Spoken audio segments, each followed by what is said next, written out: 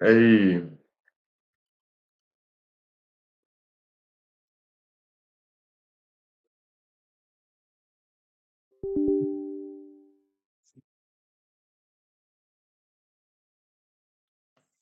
good morning.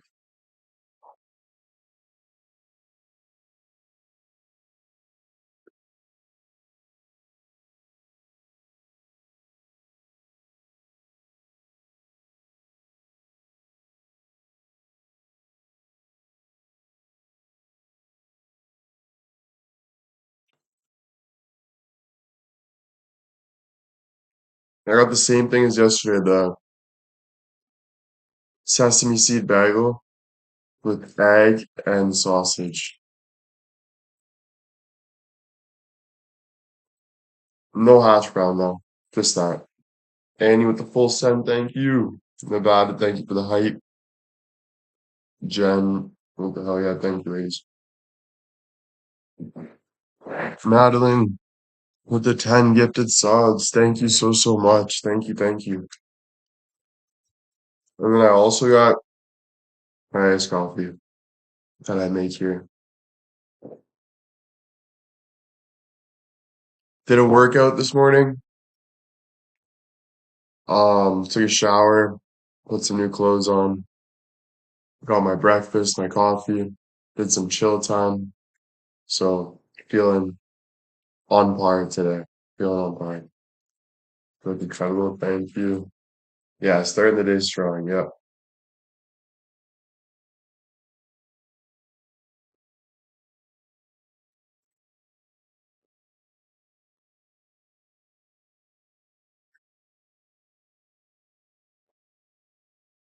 Shoulders are looking big, really? Thanks. Yeah, they are actually. Stephanie with the 5 gifted. Thank you. Cal with the 5 gifted. Thank you. Pauline with the 100 full send. Thank you. Thank you, ladies.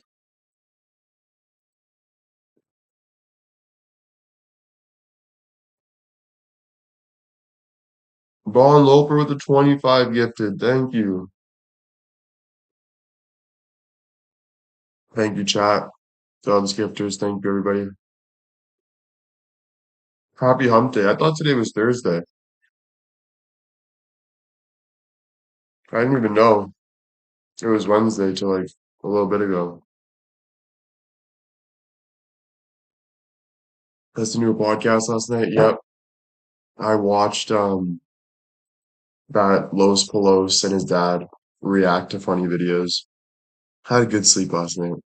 Really good sleep. Amy with the 500. Thank you. Rage quit.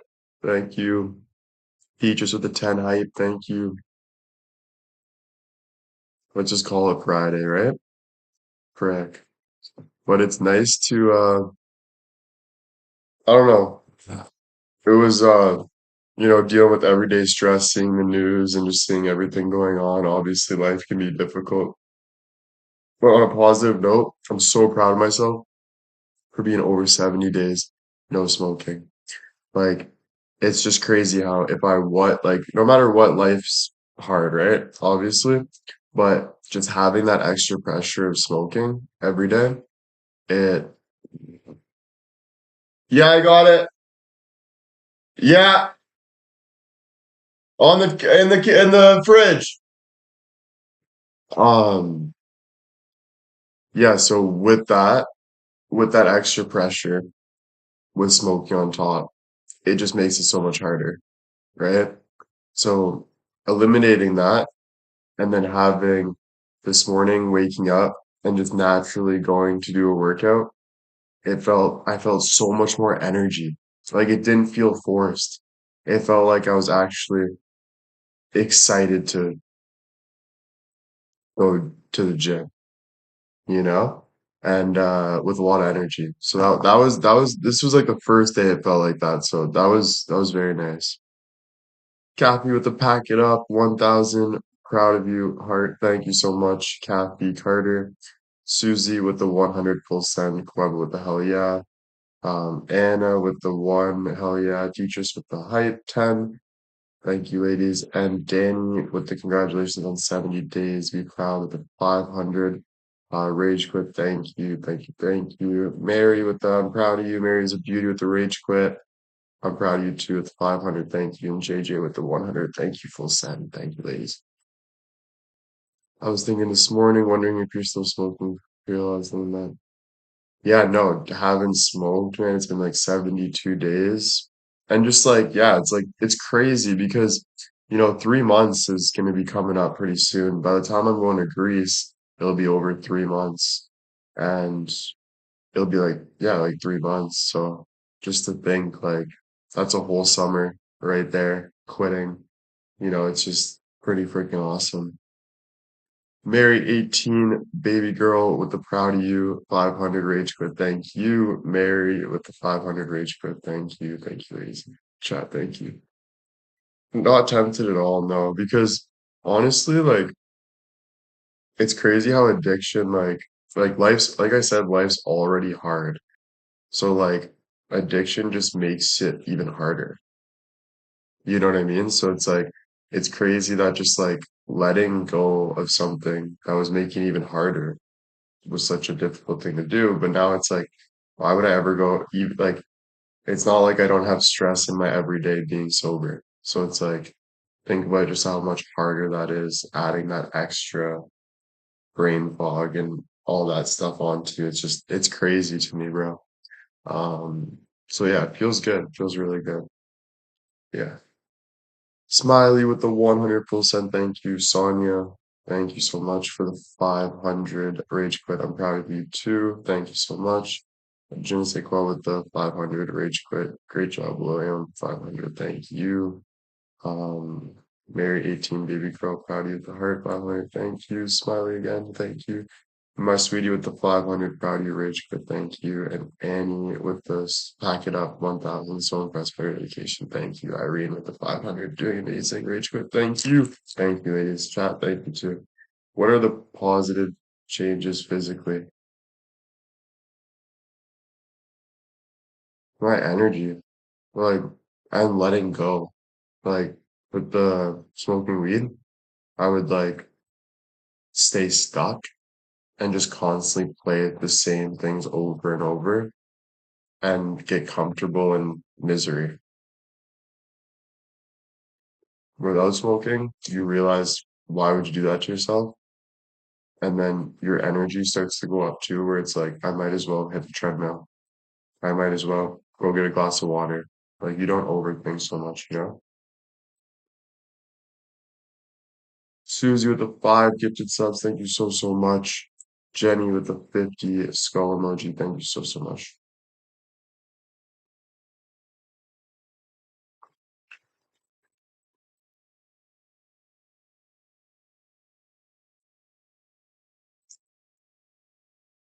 Um,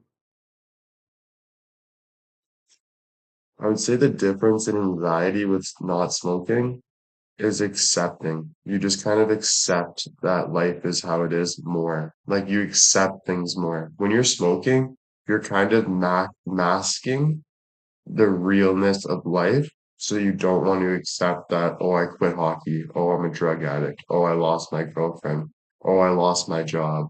Oh, I could have cancer. You try to hide from these hard feelings and just bury yourself through this delusional world. But then you start to accept things. These are things that happen in my life, but at least I'm not smoking and masking it and I'm facing it and moving forward. It's just a freeing feeling, right? It's better. Hannah with the 10 height, thank you. That's why people drink. That's why people do drugs. It's all because they want to mask their inner stuff. Joy way. Thank you, Pettit, for the 10 height.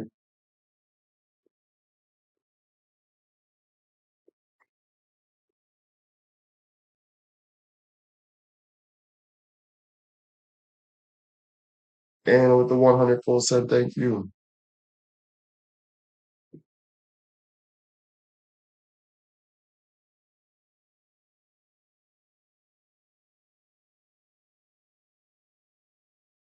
CJ, thank you with the full send. Anna with the full send, 100, thank you. CJ with the 100 full send, thank you. Um, does every day get easier? It gets easier, but it gets like the reason why it's easier is because your body feels better. So like you're able to like life is still hard. You still see murders, people shooting people in grocery stores, freaking the president making horrible decisions, the person that you thought you could trust stabs you in the back, making every day. You still have life, right? Getting a call that you have something wrong with you and blah blah blah blah. Like life is still fucking scary and hard, right? Our battle with God is hard.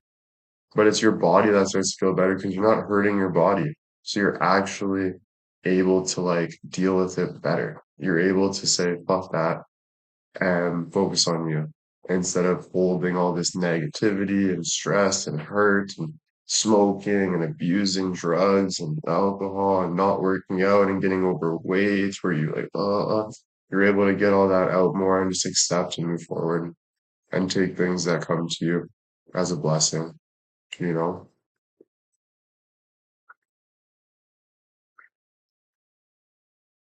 Yeah, money I don't care about though.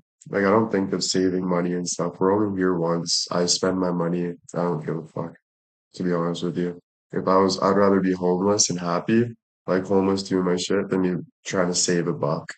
So I don't even think of shit like that. Oh, Suze with the 1,000, thank you so much. Pack it up. I'm very happy for you. Keep up the great work. Thank you so much. Thank you. Kawaba with the 500 rage quit. Love seeing you proud of yourself and calling things head on. Thank you, brother. Thank you, thank you. Do you dream more now? Yeah, yeah. But I think the biggest thing is I say fuck it more now to the things I should say fuck it to.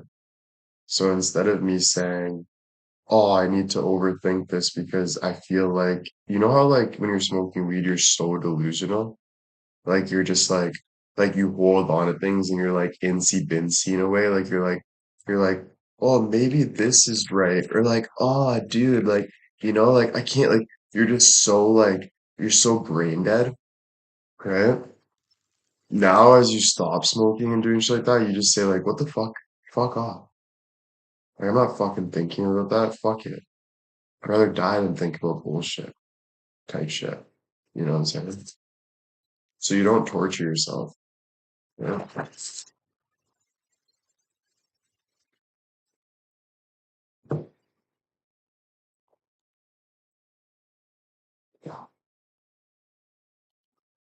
Kathy with the one, hell yeah, thank you. Hannah with the one, hell yeah, thank you. Are there things that you thought made sense before that you no longer believe to be true? Honestly, like you have your deep rooted beliefs, just you as a person, but you start to accept reality more. It doesn't mean that like you can't believe in miracles and Jesus and all these beautiful things and all the good things that you bring to the world, but without like just being stuck in this like world of dreaming, you start to put things more into action. No matter what, you still have your beliefs and you still follow them, but it's more like just putting into action and just saying like if it's true, it will be. Like I can't control shit. All I can control is what I can control in this moment. And that's me not overthinking, not feeling like shit, realizing that I could be dead tomorrow. Like you just start accepting things more instead of like sitting back and like watching everything happen instead and like getting anxiety about it. You start to just like do those actions, you know? Oh, Suze, thank you again for the 5 gifted subs. Teachers with the one, hell yeah, thank you. Yeah, you live for the moment. Denise with the one, hell yeah, thank you. Karen with the 100 full send. Cal with the 100 full send, thank you, thank you.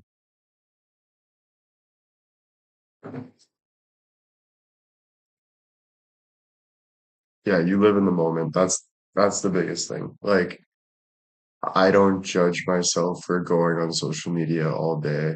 I realized today. Like, I'm like, when I was smoking, I would always think I'm not doing something enough, or I would always be negative. Now it's like I've been through so much that I'm like, fuck that, dude. Like, there's literally people getting murdered right now. There's literally people like, why are you even thinking about bullshit and not being happy right the fuck now? Like, fuck it. Like, enjoy your fucking moment, dude. Like, literally, I can't stand bullshit no more, type shit. Denise with the one, hell yeah, thank you. Karen with the 100, full send, thank you. Cal with the 100, full send, thank you. Gina with the 100, send, thank you. Doing sobriety has changed the goals you're chasing? I think I answered that question just now, and I think no, right? I still want to be an actor, singer, beauty father, best looking guy in the world, most beautiful family that I love. But, I can't control that shit. Everyone wants something beautiful like that. All I can control is by being the best version of me, and that's being happy. And if God makes a way for me and things happen, it happens. If it doesn't, it doesn't. I feel like it gives you more power to make decisions with clarity. Yeah, it makes you not hold on to shit, dude, because so many times I'd be holding on to shit. Danny with the one, hell yeah, thank you. Um, hold on to shit so much, right? So you'd be like, even just walking down the road, I'm like doubting, like, is someone looking at me, or do I have to, like, you're just, instead of just like snapping out of it and doing what you need to do, when you're always stoned and stuff, you're always like wondering what's going on, you know? And you're always like panicking because you shouldn't be smoking weed all the day, all every day. You shouldn't be smoking drugs at all. Would you become a counselor to help others? Yeah, for sure. 100%. I would love to do something like that. I'm already miserable as it is. I might as well help others. No, I'm just joking, but not really. I would fuck, not a bad, not a bad fucking thing to do. Um, as I've gotten older, it's gotten easier to let shit. Yeah,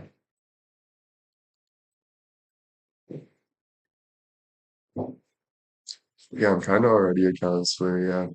Yeah, I love helping people, dude. It's not even. It's just a good thing. Speaking openly but helps more people than we realize. Yeah, for sure, dude. I can even like I see things from a different perspective. Like I can see things better. I can see what a drug addict looks like now. I can see when someone's hiding alcohol. I can see when someone's going through something. I can see things a little different now. And it's sad, bro. And then there's a lot of addictions, bro. Like sex addiction's a massive one. It all stems from love. It all stems from lack of love. It all stems from wanting other things more than you want yourself.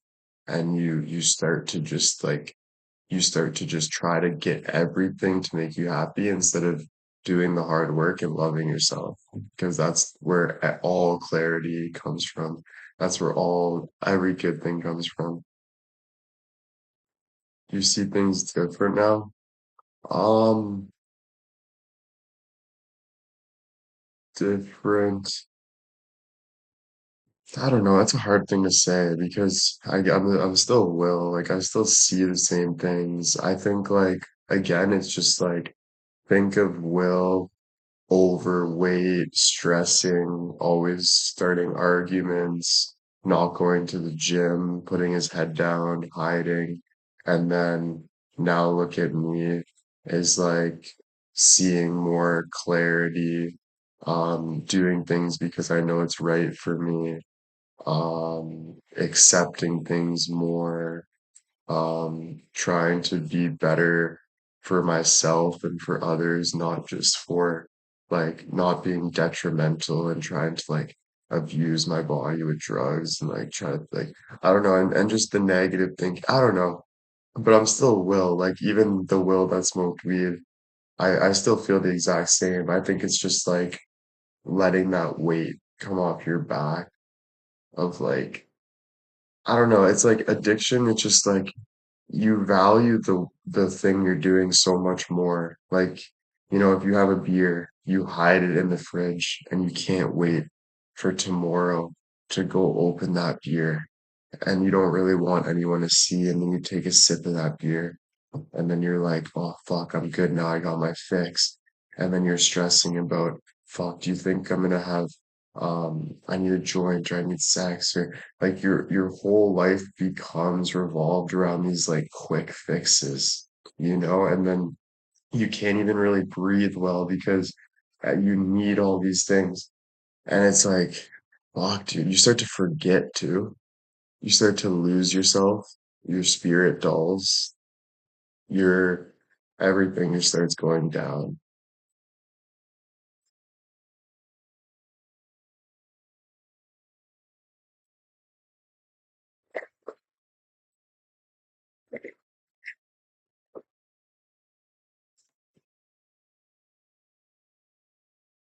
Oh, thanks, Smiley.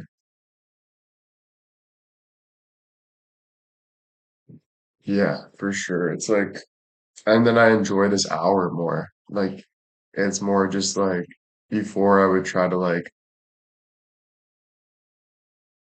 today I woke up and I was like, yesterday wasn't right. Like, stop going on rampages about what is right and what's wrong. And that's the weed right there. But see how I'm getting over those personalities and I'm letting them go and I'm learning. And it hurts because I'm like, fuck, why? Right? But I'm waking up today and I'm actually enjoying this hour with you guys.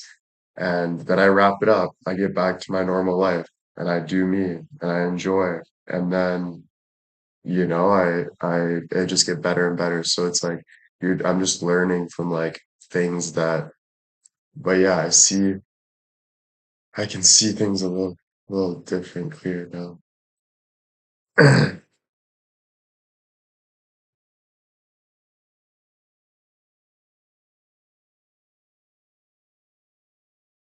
What credits you do this on your own? Do you feel like you use some of your metamorphosis experience that you were now?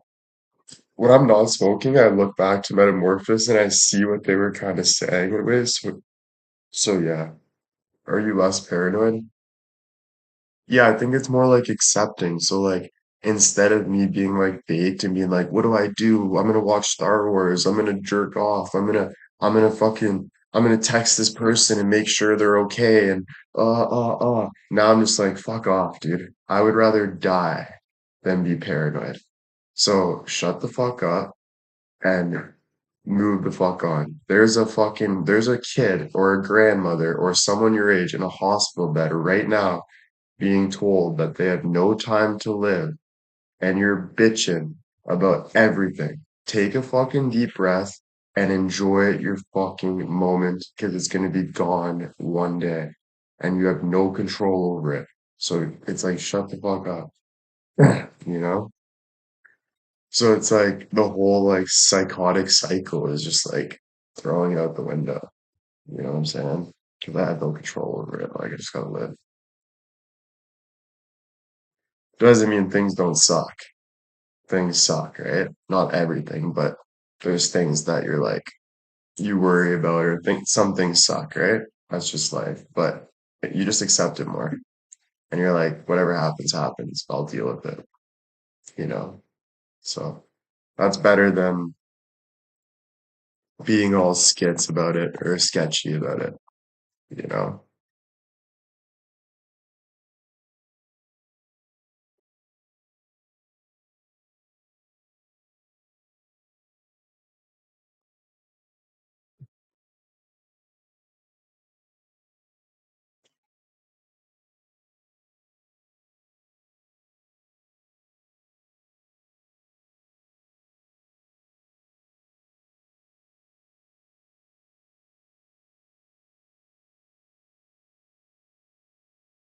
Hey,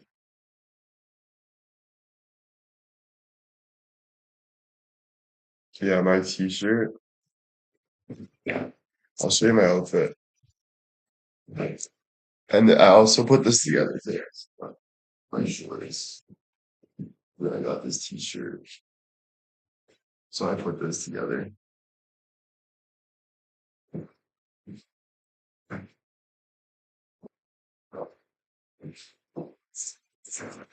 I got the lion t-shirt. I got the collar. I was gonna put the Texas hat on, but honestly, got the root socks. It's feeling comfy. Still gotta brush my teeth though. I just had my coffee and breakfast, so I thought I'd hop on live with my coffee. Took a nice shower, put on some new clothes. Yeah, the shorts are a little tight, but they're just they're nice. You know, it's like they're nice American Eagle shorts. It whatever. It's better than feeling like a bum with all this loose clothing all the time, picking my ball sack and shit. So I'm just fucking whatever. Nice tight shorts, hold my package, hold my ass, tighten the legs a bit, and just fucking enjoy the day, you know?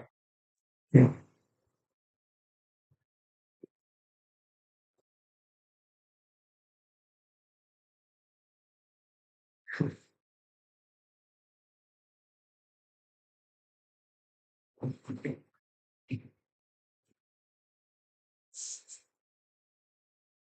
Yeah, and it's summer too, yeah.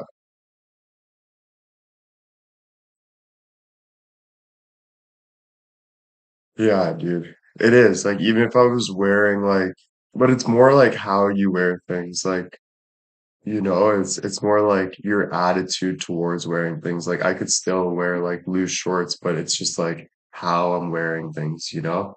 Like me setting up the thing on the bed and me taking a like just my mindset towards it is what makes it feel amazing. Like you could be a weed smoker and be smoking in the morning and put together a nice outfit and still feel at a 60%.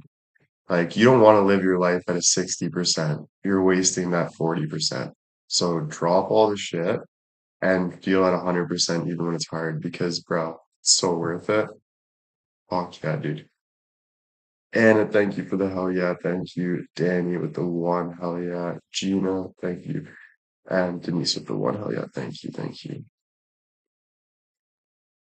It's a nice day out today, yeah. Nice and warm.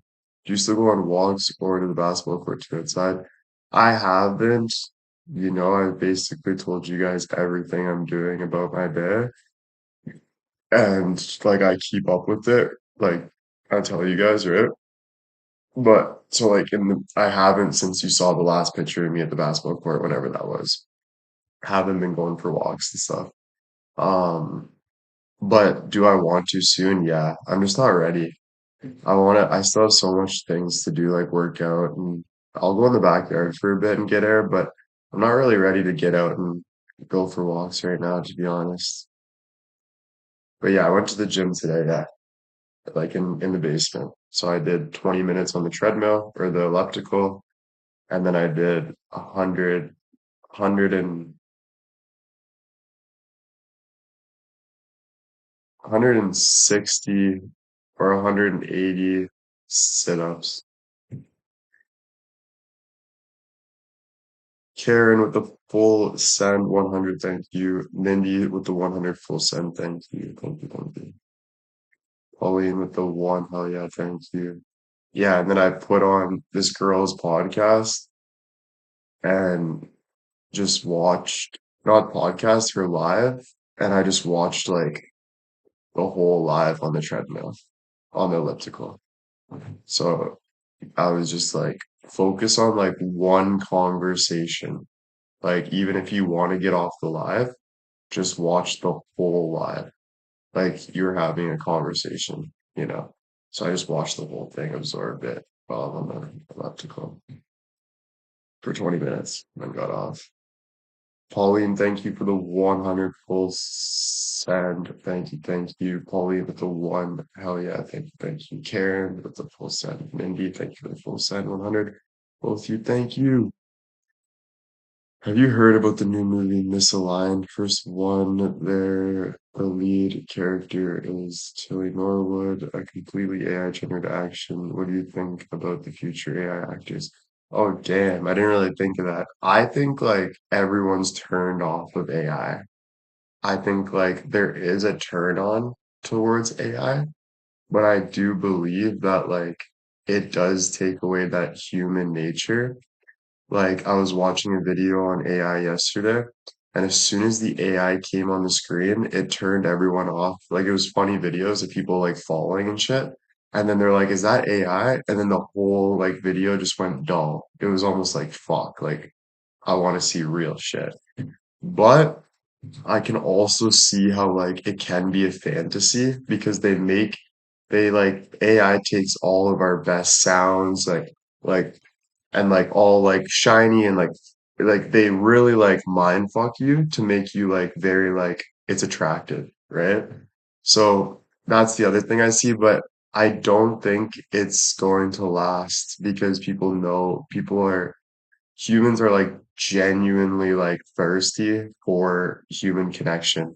Like even with social media, yeah, we love social media and it's a part of our life, but everyone needs to put the phone down still. It's huge topics. Everyone wants to go take a break and talk to somebody. Like nobody likes to always be in AI computers. Like we still want that like normalness. So it's a tough one though, because obviously AI was made by humans. So it's like, but even if you make a house, people still want to go and sit by a tree. So it's like you'll never take away nature as much as you try. So I think, yeah, it could be like a thing for a bit, but I don't think it'll take out human nature. You know what I'm saying? Like, I think there will be more like, but we might go through a stage where it's like a lot of movies are like AI, but I don't think that'll last. I don't know though. I really don't. You never know, right?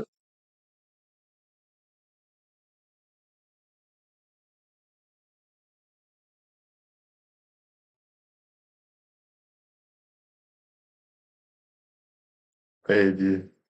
What do you think the best thing about AI is? Um, I don't know that it could be helpful, but at the end of the day, it's better to sit with reality than talk to a robot all day. You know, for me, I can sit there and talk to AI and I just kind of feel like odd. So it's like even me journaling, like even me journaling is kind of odd for me sometimes because I'm like, why am I writing down my thoughts instead of just sitting with them? Like me writing something down isn't really going to change anything about my life, but like it's like almost like an escape. So it's like just sit with your thoughts, enjoy life, and just like grow, because like life is right in front of you, dude. I'm not saying like don't ever do that, but like I don't know. It's kind of like I don't really know, dude, if what the positives are to AI. I don't know. The thing I like about journaling though is that it lets me get out like thoughts that like I have, and I like to document them in a way because it's like real to me. So like, how I said I was writing a book, like all of the things I wrote in there are things that like I feel and go through. And I feel like that's like special to me. The thing with AI though is it's like almost like searching up on Google, like, do I have this? Do I have that? They'll tell you like all they're gonna say is go to your doctor. All they're gonna say is do this, do that. Like they're just telling you advice that like you're already gonna have to do anyway. So it's like, you know what I'm saying? Like, I don't know. I don't know, man. I'd say just live in the moment and say fuck it to more things and accept more things and enjoy it. And I don't know, brother. I don't know. But to be honest, like, it's tough, bro. Like, when I see an AI video, right, I don't think it's like good. Like, I don't like watching anything that's AI. Like, if I see anything AI, I skip it. Like I just do. Like I don't like watching an AI video. I know people that do though. Like I remember a friend of mine used to just sit there and watch AI videos, and it was like not AI, but like yeah, it was. And it was just like romantic. Like, do you ever see those like trailers on TikTok when they're like, "Hey, how's it going, handsome?" And it's like, good. How are you? And they're like this, like, it's like this like movie that's like AI or whatever. And it's like, yeah, those short like film movies. I know I've seen one of my friends used to sit there and watch that. And I'm like, how the fuck, dude? Like, bro, it's just weird, bro.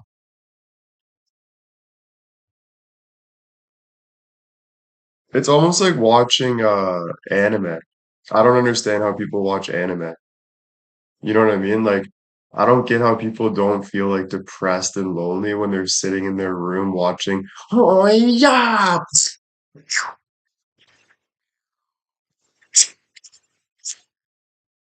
Like, I'm like, holy fuck, dude.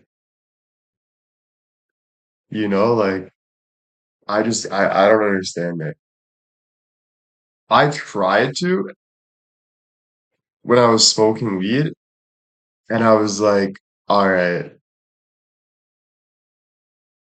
like that. Even when I was smoking weed, bro, I was like, that's too much. Like, even when I was baked as fuck, I was still like, all right, this is way this is this is like, yeah, like even, dude, that's what I'm saying. Like, bro, even when I was like half out of the bag, I couldn't even watch that.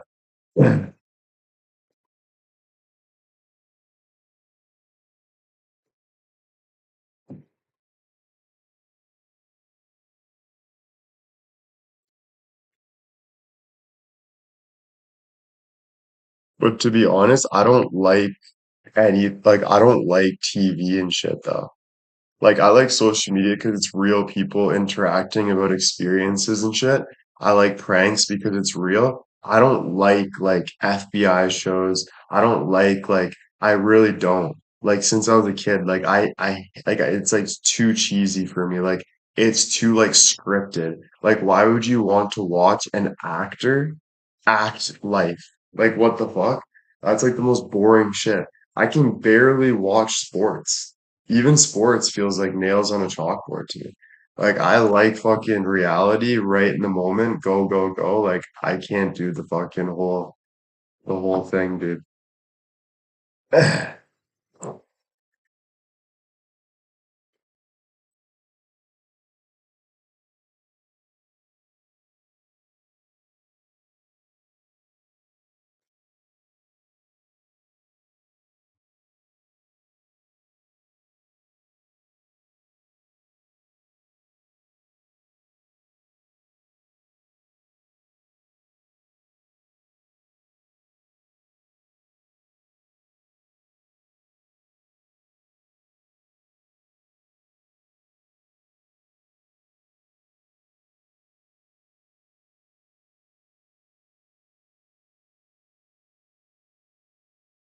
That's why I love pranks the most.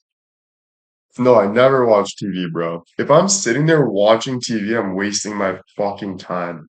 If I'm sitting there watching fucking Grey's Anatomy, hey, did she have it or not?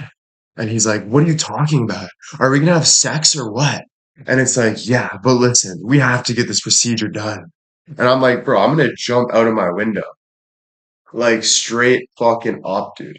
Like if I'm watching something, it has to be like pranks, like people fucking with people or like crazy shit happening or like walking through a grocery store and like randomly talking to somebody. Like it's gotta be real, bro. I'm no nerd sitting there fucking eating popcorn. Like I'll never be like that, bro. And a thank you for the 50, thank you, skull emoji, and a thank you for the height.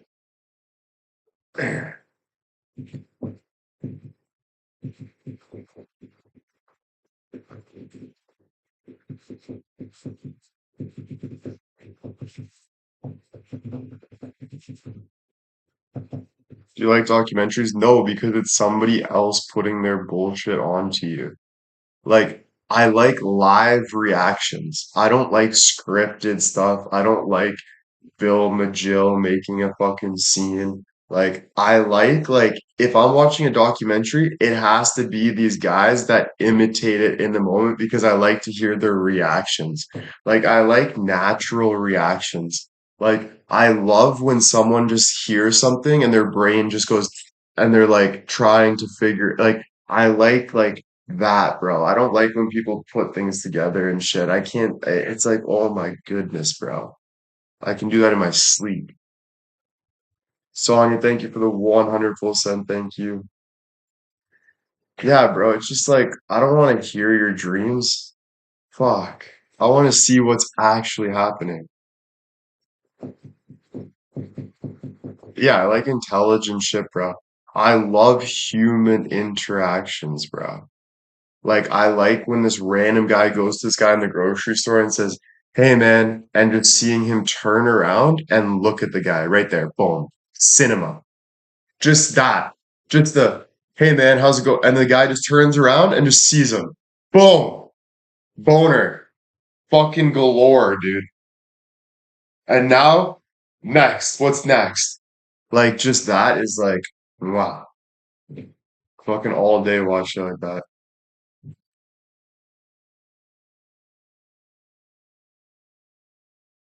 Yeah, podcast. Yeah, that's why I love to see that. Like the reactions. Like I love honing in on that so much because it's so real. Like when Theo Vaughn says, "Hey man, like how's your day going?" And the guy's like, "Oh, I'm good." And he's like, "Yeah, you from Atlanta?" And he's like, "Yeah." And I'm just like, just that interaction is like so fucking real and mint.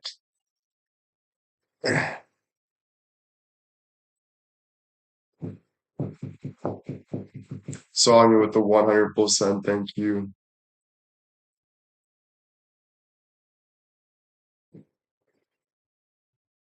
Yeah, I love studying humanology. Even I'll go human nature. I get so psycho that I start studying the human body. Like I was feeling my body like crazy the other day. I'm like, fuck it. I'm gonna know every single thing about anatomy. And I'm looking at every single freaking bone particle. Drove me right to like searching up the senses, like our eyes, our feel, like how intense they are and stuff. And then I started thinking about like, okay, how is what's even deeper than that? And what's even deeper than that is like science, like atoms and shit. So I was looking at the different, like what atoms look like under a microscope and shit. Like, I'm obsessed with that shit, bro. I'm doing good. How are you?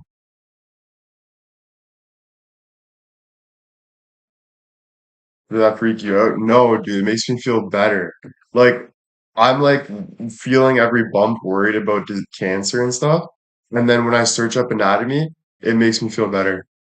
Because I'm like, I don't even think I was worried about cancer. I think my brain was telling me, study the body. Study, like, I literally think it's because I'm not doing shit. So it's like, learn, bro. Learn learn what the fuck you are, bro. Like, what the hell else are you doing? You know what I'm saying? Fuck. Your brain's thirsty for knowledge for a reason, bro. That's what we are. Yeah. You know?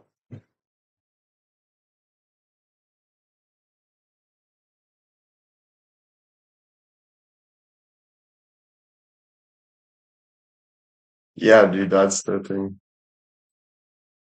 Yeah, that's actually what when people ask, what are you most proud of? It's what you said, Annie, my craving for information. That's something that nobody can take away from me until I'm dead, obviously. But like, it's something that like I'm obsessed with. Like, I'm obsessed with just stopping and hearing someone's footsteps and studying every single thing they're doing. I'm obsessed with listening. Like, I'm obsessed with that, bro. Could you actually do surgery? Hopefully one day. That'd be so sick. I'd like to be doing surgery on myself, bro. Fucking got something going on, just open my own leg, just fucking fix it. Honey, can you grab that? She's like, holy fuck, I see your bone. And I'm like, 1 second, just gotta straighten this motherfucker out. Yeah, just give me that magnifying glass for a sec. Perfect, perfect. Right there, right there. Pass the anus pops and pills, just know what I'm doing, dude. Fuck, that'd be nails, dude. Fuck.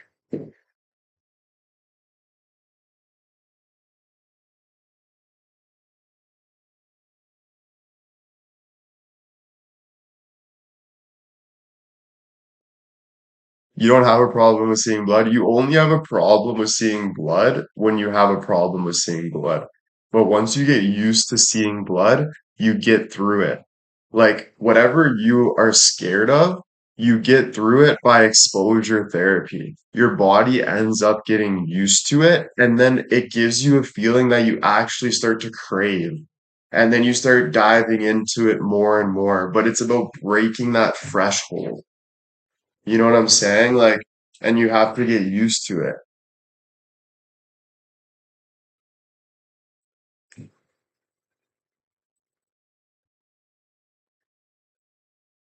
But same with needles. Like, I didn't like needles before, but now I don't mind it. I used to pass out when I was young, but now I went to get a needle the other day and I didn't pass out. So it's just like just doing it, you know?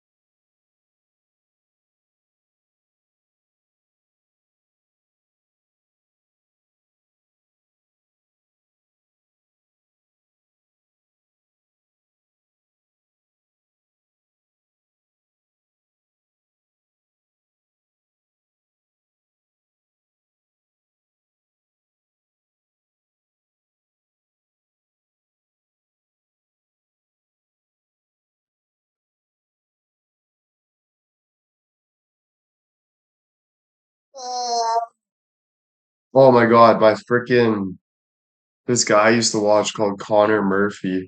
I remember 2 years ago, I saw him. He used to be this big workout guy. I thought he was the best looking guy ever. I wanted to be like him. And then 2 years ago, he went down like a drug path and he was like taking acid and posting just weird ass shit, bro. And I remember seeing like, what the fuck is this, right? Like it was sketching me out. And like he'd be like, "Hey, I'm like," he just went down a bad path. I knew he was still there, but I felt bad for him. I'm like, fuck, this guy's really going down a bad path.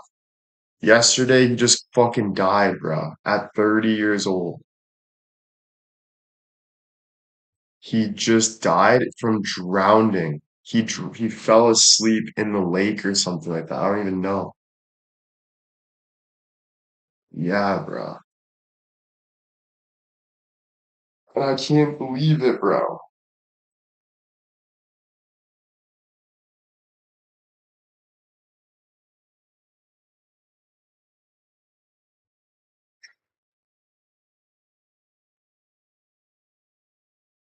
Yeah, he was getting better from drugs, and everyone like last year, and everyone was like, "Yes, bro, finally the Connor Murphy is starting to come back."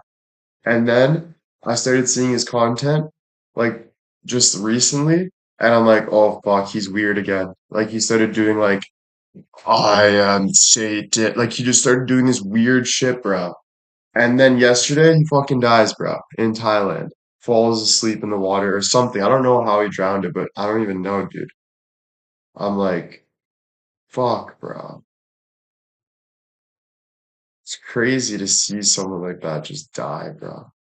Fuck. Your jawline is getting slimmer. Thanks. Getting there. I did legs yesterday, though, guys, by the way. I did legs. I think he was only like 30, yeah. But yeah, I did my first leg workout in so long, and I swear it was the hardest freaking thing ever. Like I realized how like actually weak my legs were yesterday. Like I was like, whoa, but it's so good for you.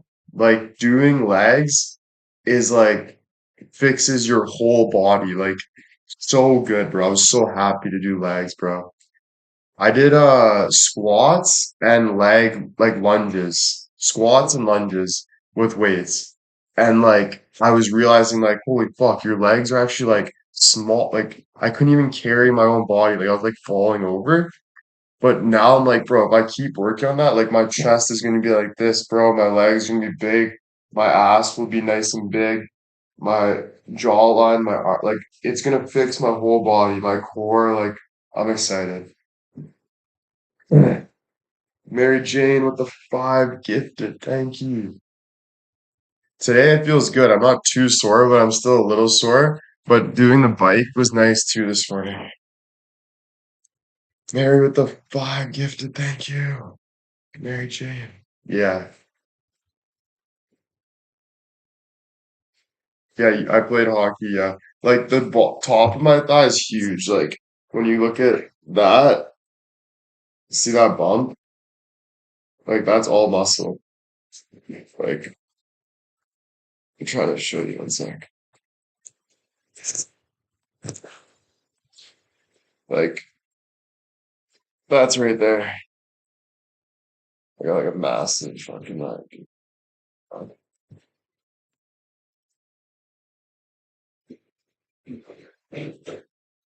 Right?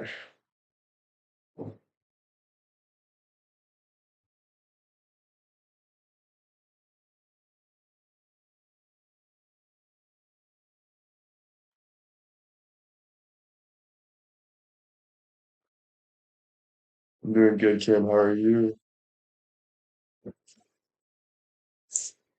Your physique is manly. Let's go. That makes me happy.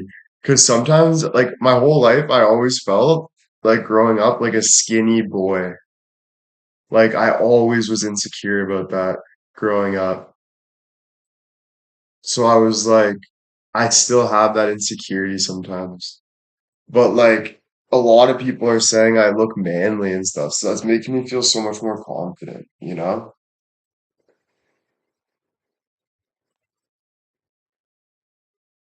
That's good. Yeah, the bulk was a good decision. Thanks.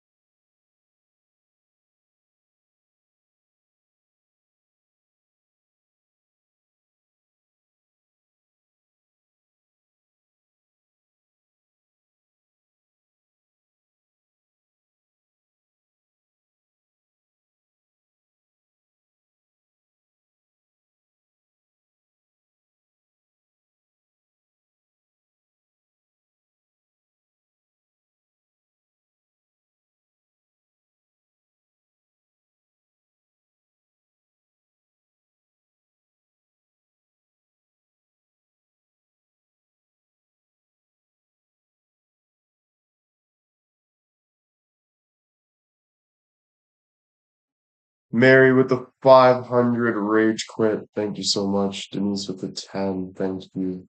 Beatrice with the 10 height. Denise with the 10 height. Mary with the 500 rage quit. Thank you. Do you like working arms or legs more? I would say legs. Like arms are easier, but doing legs make you feel good. Thank you for all the nice comments, chat. Just reading quick. Thank you, thank you.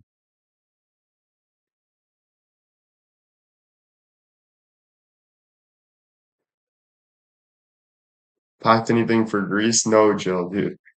I still have a long time till Greece. We still got over 3 weeks. So got a lot of time. A lot of time. And with the 10 height, thank you.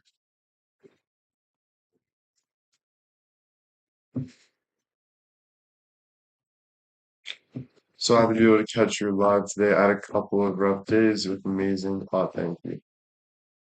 Are you going to need a whole new wardrobe? Maybe. Most guys don't have nice calves. because they never skip leg there. Your cows are nice. I got nice cows. You think you'll cut your hair for grease forever? My cows are pretty good, but not as good as they used to. But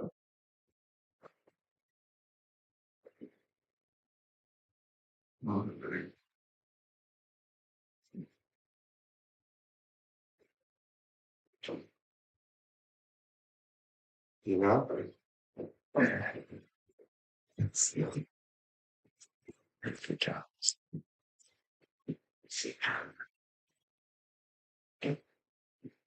Thanks. Yes.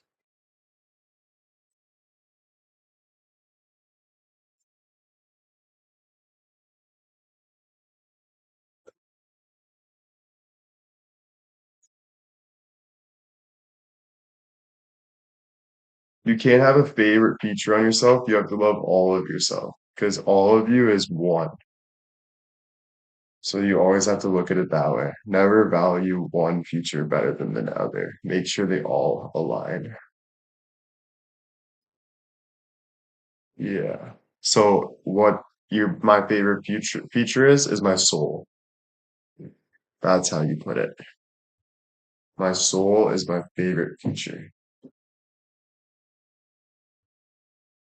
Casey with the one, hell yeah, thank you.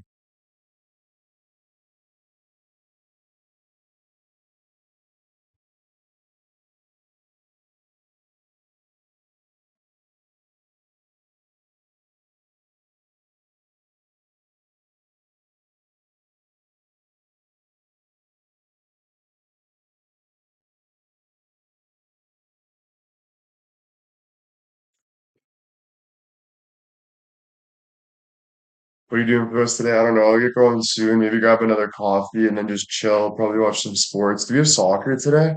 Or am I missing soccer right now, ladies? Because I kind of like putting soccer on in the background. No soccer today? Fuck. Tomorrow. Damn. It's okay. It is what it is.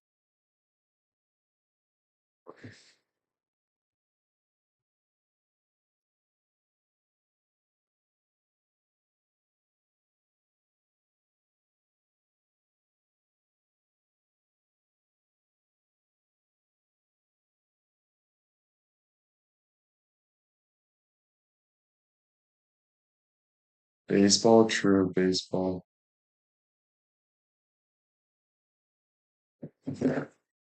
First day without soccer in 27 days, damn. Yeah, baseball's okay, but if I'm watching like baseball or anything, I'll just be on my phone the whole time usually. Cal with the 50 skull emoji, thank you. Casey with the one, hell yeah, thank you. Stephanie with the 500 rage quit, thank you. Love seeing you, thank you. Love seeing you guys too. But I look really fit. You mostly wear loose fitting shorts when we don't get to see how fit you are. That's true, and I only usually show my upper body, especially on TikToks and stuff. But I should start to be more confident in my full body. But I've just been wearing like loose stuff lately. But now that I'm working out, I'm gonna be right back into it. Hey, well, I meant to ask, what do you think of Broski now playing for the Leafs? Yeah, that's sick. And honestly, guys, I'm gonna watch every Leafs game with Gavin McKenna playing. I'm so excited to have him in Toronto. He is such a cool guy. So I feel like he's gonna represent Toronto so well. But I am a little mad at the creators not trying to hate, but I'm a little upset with everyone trying to get him to go to concerts and hanging off his back and trying to talk to him for clout and all this shit. It's like, what the fuck? Leave the guy alone. Like, we don't want him to be around alcohol and all these girls that are using him and shit like that. Like, it's just making me so irritated, bro. And I just hope he doesn't go down a bad path, you know? I feel like his father, bro. I want him to be freaking buzzing, man. Yeah, dude, it's like everyone just wants a piece of him. Everyone wants a piece of everything for their own good. It's like, why don't we just focus on ourselves and actually do meaningful shit? instead of using other people for content. Mary is a beauty with a rage quit. 500, thank you. Thanks for spending time with us, no problem. Right? Fuck. He's only 18. He's only 18 and he's a stud muffin. He's from Whitehorse, like Yukon or whatever. Um, he's got such a cool family. He's native. He has a native background. He's just a freaking warrior, that guy. I'm so excited to watch him. So excited. Gavin McKenna. And we'll see. We'll see. Hopefully he's not a bust. Hopefully he kills it. But it's cool to see someone in the NHL like that. Like, what a cool thing. Jenny with the 50 skull emoji. How's your day going? Good. How are you? You know, a year ago, you would have wanted to go to a party with them. You matured so much. Yeah, that's true. I just think like you only live once. He has this opportunity right now. He does not need to be used by people saying, "Hey, you want to come golfing and drink beer?" and like, "How you doing? How you doing?" Like, just let the guy leave him and his family jewels alone. Let him fucking play hockey and like just fucking do something good for yourself, bro.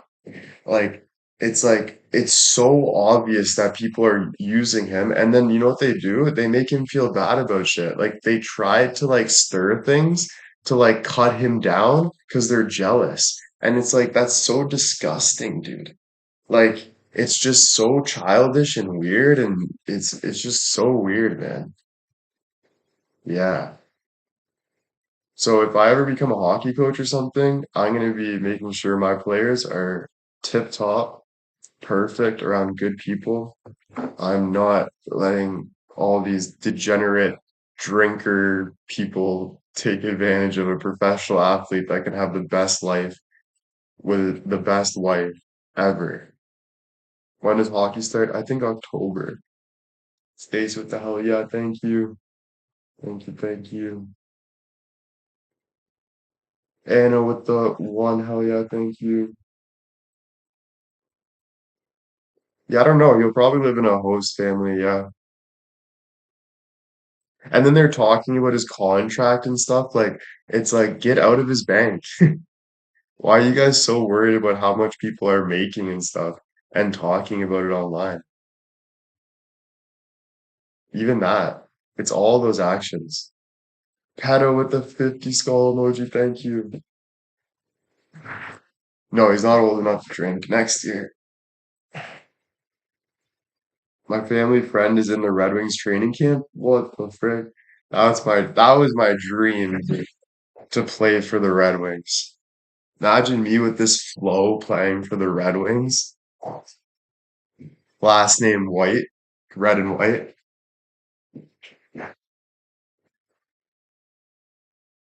Frick yeah, dude. That was a dream. Do you want to go see him play in Toronto? For sure. Do you think your experience blowing up was similar, taking advantage of? Yeah, and it's not okay. You know? It's like it's a whole action that the world is doing now, so I don't blame anyone. But the whole world is trying to piggyback off of other people. They want so bad what other people want instead of focusing on their family jewels, them, the spark inside of them, what makes them hungry, like their own abilities. They're so focused on that quick $1,000. They're so focused on that quick, like what a meaningless life. Very mean. Like, how are you going to sit down and genuinely feel proud of the things that you created when you're just piggybacking off things and drink all this pointless stuff? Oh yeah, dude. Professional athletes don't do this. The best actors don't do this. The best singers don't do this. People in the industry, yeah, but the best, they don't do stuff like that. That's why they're the best. You can only be the best is if you act like the fucking best, and that's be the best version of you, not somebody else. That's why they're unique, you know? It's not stay out of the spotlight. They're just in the spotlight naturally.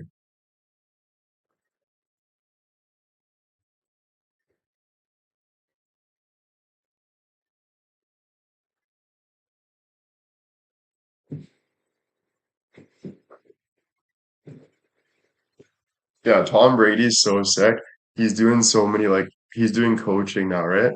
So he's like studying the game. It's super cool to see Tom Brady talk about things.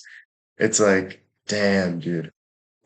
The guy that's like made things happen and stuff, and now he's like talking about his experience and stuff. It's like, whoa, dude, this guy's like so freaking cool, bro. Like to be taking a team from the Super Bowl when he was a nobody and just like winning like the things and the pressure he's been under and like the focus and the determination, all that stuff is like so freaking it's just the coolest thing ever. Such a success, you know? Such a success.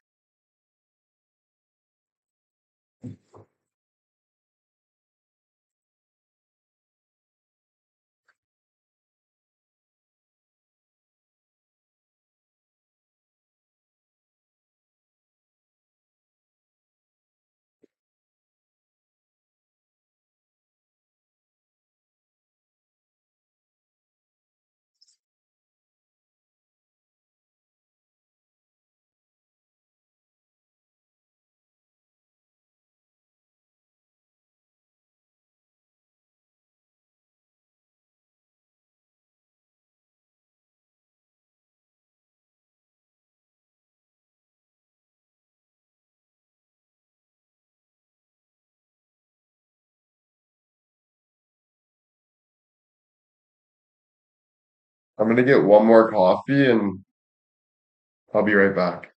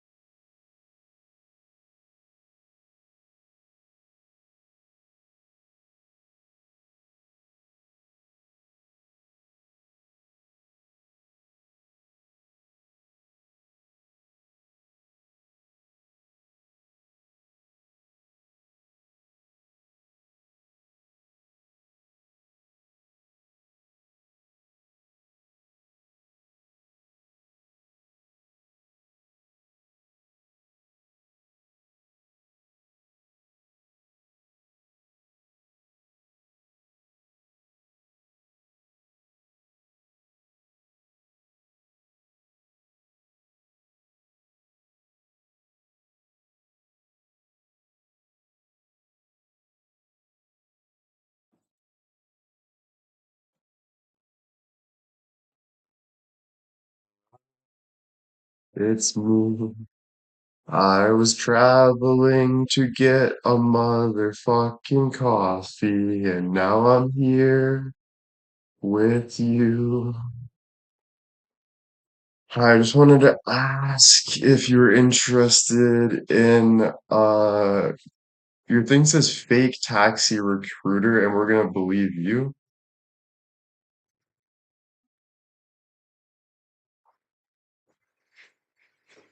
Fuck.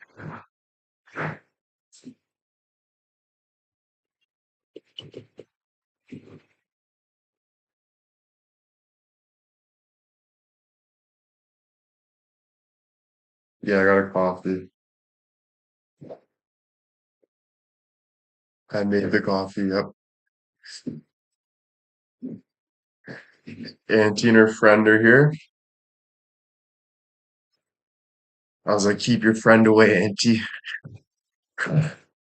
Friend's like, oh, no, I was joking. That's crazy. You pretty good at making it up? Yeah, yeah, yeah, yeah, yeah.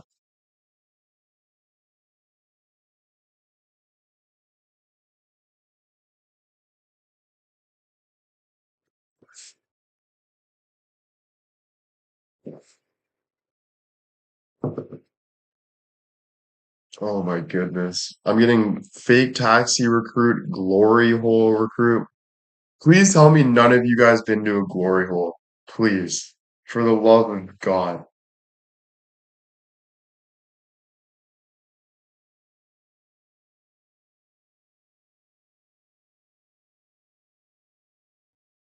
Okay, good. Thank God.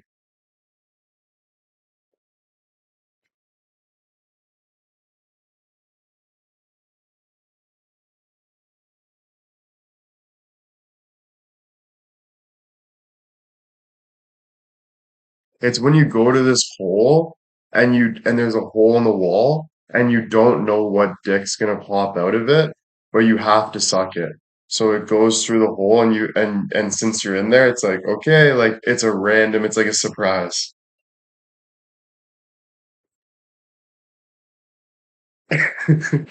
I know, that's gross, dude. I don't think it's a real thing though. Well, it probably is, but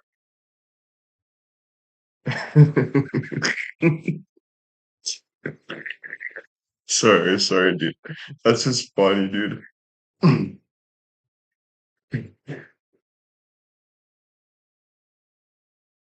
Yeah, that's gross, dude.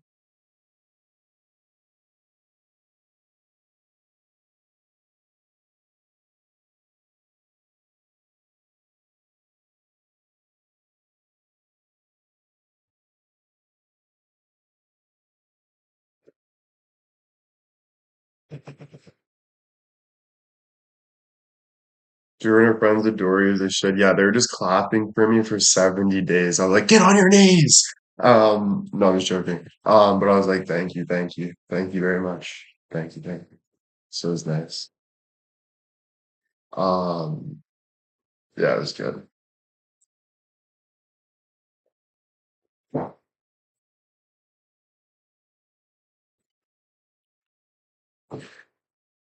Yeah, dude, I even feel better, like not as sketch. Like usually I wouldn't be able to make a coffee around people like that, like without like kind of getting nervous. But just now, I made my coffee, talked to them, and then walked back downstairs. Right?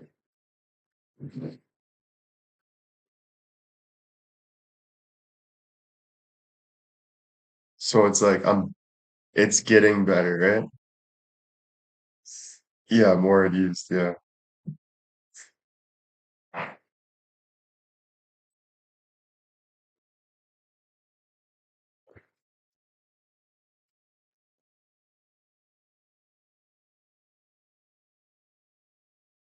And now I like when I'm standing and like being myself, I feel that spark inside of me. Like it's almost like I can deal with like almost anything. Like it's almost like I can handle my own and be confident and like, like more assertive, and that feeling to be more assertive feels like nice. you know? There's just a lot I want to work on though still because there's still a lot of like, I don't know, there's still a lot of things that like,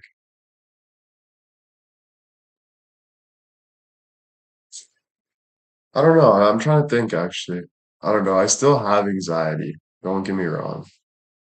Like I'm still going through my own personal demons, battling them. Like I still have anxiety in ways. So there's still, I still, you know, but I'm still proud of myself for uh, the progress and stuff like that.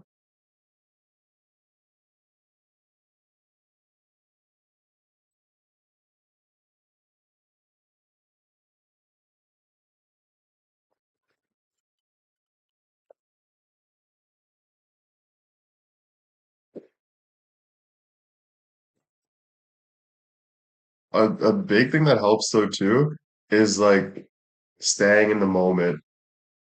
Because like now if I have anxiety, like I realize like I'll be working out on the elliptical and like you start to push away all that anxiety because you're kind of like, okay, there's nothing I can do. Like all the negative thoughts you have, you just take it out. Like you can't run, you can't hide. It's just right here, right now. And you just push all that anxiety out and it gets better. It doesn't go away, but it slowly starts to get better. And then you realize too, a lot of the time that your thoughts are worse than it is in reality. And then another thing you realize is that through prayer, miracles start to happen because when you're going through the working out and stuff, sometimes I'll catch myself where it's like, fuck, I can't handle this alone. And I just like pray it and work it out. And like a lot of good things happen when you just like, you start to take away all that negative energy and stuff. You start to deal with it, you know? Right?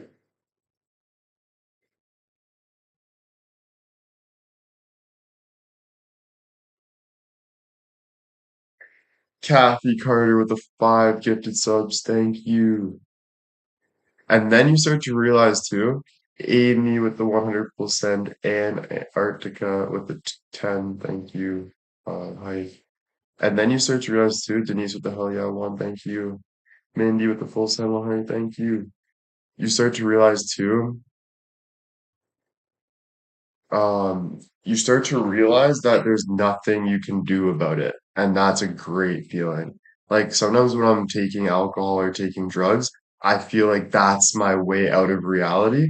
But when you just let go of all that and you sit with it and you work through it, you realize that there's some things there's nothing you can do about it, but just enjoy this moment. And that is a freeing feeling because it's like, you just say fuck it to things that usually you get so worried and hang on to, you know? You find that you have a running conversation yourself all day?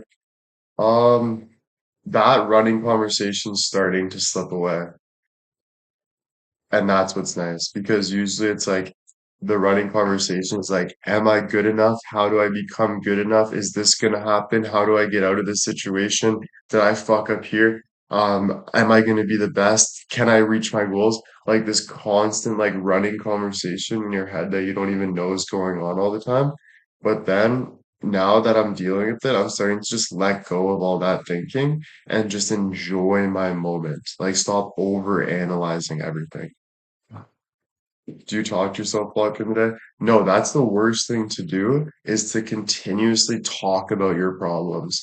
The best thing to do is move on, work out, watch a good video, like move forward. Don't be like playing this story and all this stuff in your head all the time. Susie with the full send, thank you. But yeah, I would do that all the time. But honestly, it gets you nowhere. You'll be like, oh, does she love me? Like, because this happened. Oh, is this guy a good guy? Because I don't know, but he's actually an asshole sometimes. Or like, is this job like, but I don't really agree with this fan because you start to play all these stupid things in your head that you're trying to like make your reality like your own way. And it's like, bro, what are you doing? Like, fuck all that shit. Like, enjoy your moment, bro. Like, let go of that shit. Whatever happens, happens. But like, stop replaying everything in your head constantly. Congrats on you. That's amazing. See, you're gonna feel better and better. Can't believe how quick that comes, you know?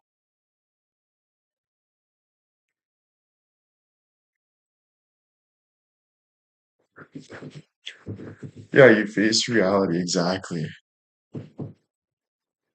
Susie with the 100%, thank you.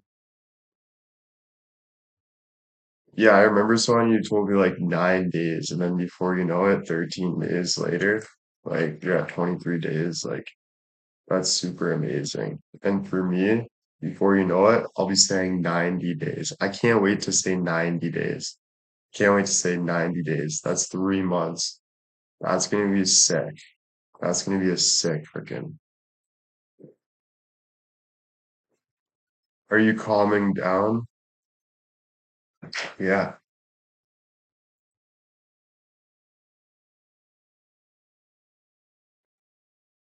Yeah, 1 year I'll be like, won't even be thinking about it anymore though. Like when I hit 1 year, I'll be like, let's go. I hit 1 year. It'll be so in the past that I won't even be really thinking about that. I'll be so focused on like my goals, you know? It'll almost feel like don't even want to think of that past that I was living. Like, you know what I mean? Right now it's just kind of like still climbing out of it. Yeah, this is the longest I've quit for, yeah. And like I don't smoke at all. I don't smoke cigarettes, I don't smoke vape, I don't take nicotine. The only substance I use is coffee, is caffeine. That's it. Yeah, money to save, yeah, for sure. But again, like I don't know, bro. It's more about my body. Rhonda with the hype, thank you.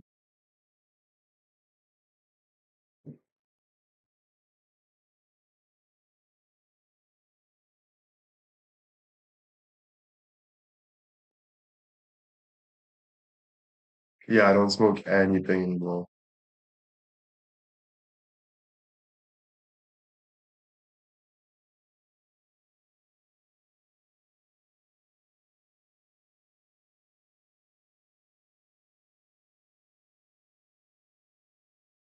When I look back at it, it was such a lie. Like now that you say, do you miss it sometimes? I just thought about it and I would get so excited to escape in my own little world. Like I'd be like, oh, I'm gonna smoke. I'm all anxious right now. Oh, I'm gonna smoke a bong and I'm gonna feel so like, oh, life's good. Ha ha ha. Like, fuck yeah. Like you feel like taking a substance is means that you have control. It's almost like taking a pill. Like you feel like you have control over your life. But in reality, you're losing control of like reality, so it's just crazy how like I would look at it as such an euphoric feeling, and that's the only thing like you can kind of miss. But when you realize that that euphoric feeling was actually just manipulating your brain, like it was just like something that is a run, like doesn't last, and it's just a high. You realize like, wow, what a waste of time. Like, so you'd never want to do that again. You know what I mean? Sophia with the full send 100, thank you, thank you. And Antarctica with the one gifted sub, thank you. Rhonda with the 10, hi, thank you. Yeah.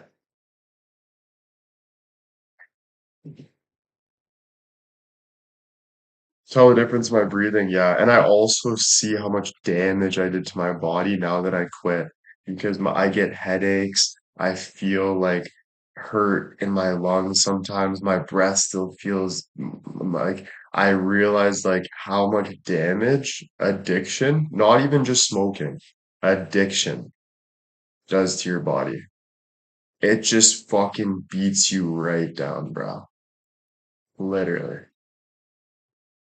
It sucks. Kim, thank you for the proud of you, Will, the 500. Thank you, thank you. If you matched with a girl and she wanted to smoke with you, how would you handle it? I have. I was with a girl the other day and she was smoking weed and I didn't smoke weed. Basically, all my friends, people, my family, like everyone smokes. I don't smoke. So I don't care. I'm just like, wow, she really needs her weed pen. Like it's kind of embarrassing. No offense to her, but it's just like in my eyes, I'm like, I remember being there and it sucks. Like having to look for a weed pen just to hit a weed pen and then get back to normal. It's like, fuck, I hate that, bro. And then also you start to realize how like, no offense to those people because they're amazing people and I was there, you realize how stupid they are. Not them, but how stupid the weed makes you. Like it hurts my heart to see people that are missing things and jumping around and looking for validation just because they're smoking a substance. It like breaks my heart. Sharon with the 2000, yeah, but it also puts me in a position of power, puts me in a position of control because I have like when I see that from a different aspect, I'm like, oh fuck, like I can help this person. Like I feel bad for them. Like it's like I get like you start to realize how good you're doing. And that's like it gives you clarity, but it's also like I don't want this person to be like that, right? Sharon with the 2000 Yap, thank you. And Kim, proud of you, Will, with the 500 Rage Quit, thank you. And Sophia with the 100 full send, thank you. Annie with the 100 full send, thank you. Like being sober when people are drinking. Yeah, exactly. And it feels bad because they're itching for that sobriety and they don't even really recognize it. Like when I'm seeing people drink around me, they're looking at me like with this jealous feeling because all they want is to stop that, but they won't admit that. They just mask it. But I can see it because I've been there. Same with weed smokers. They're asking for advice and wondering why this person's confident. They know deep down it's just because they're not abusing drugs, etc. But they don't want to admit that. They keep asking, but it's hurting them. So it's like it's it you like fuck because all they want is to get rid of that shit and be like normal. Kelly with the 500 rage quit, proud of you, thank you. Gina with the 100 full send, thank you, thank you, thank you. Rhonda with the hell yeah, thank you.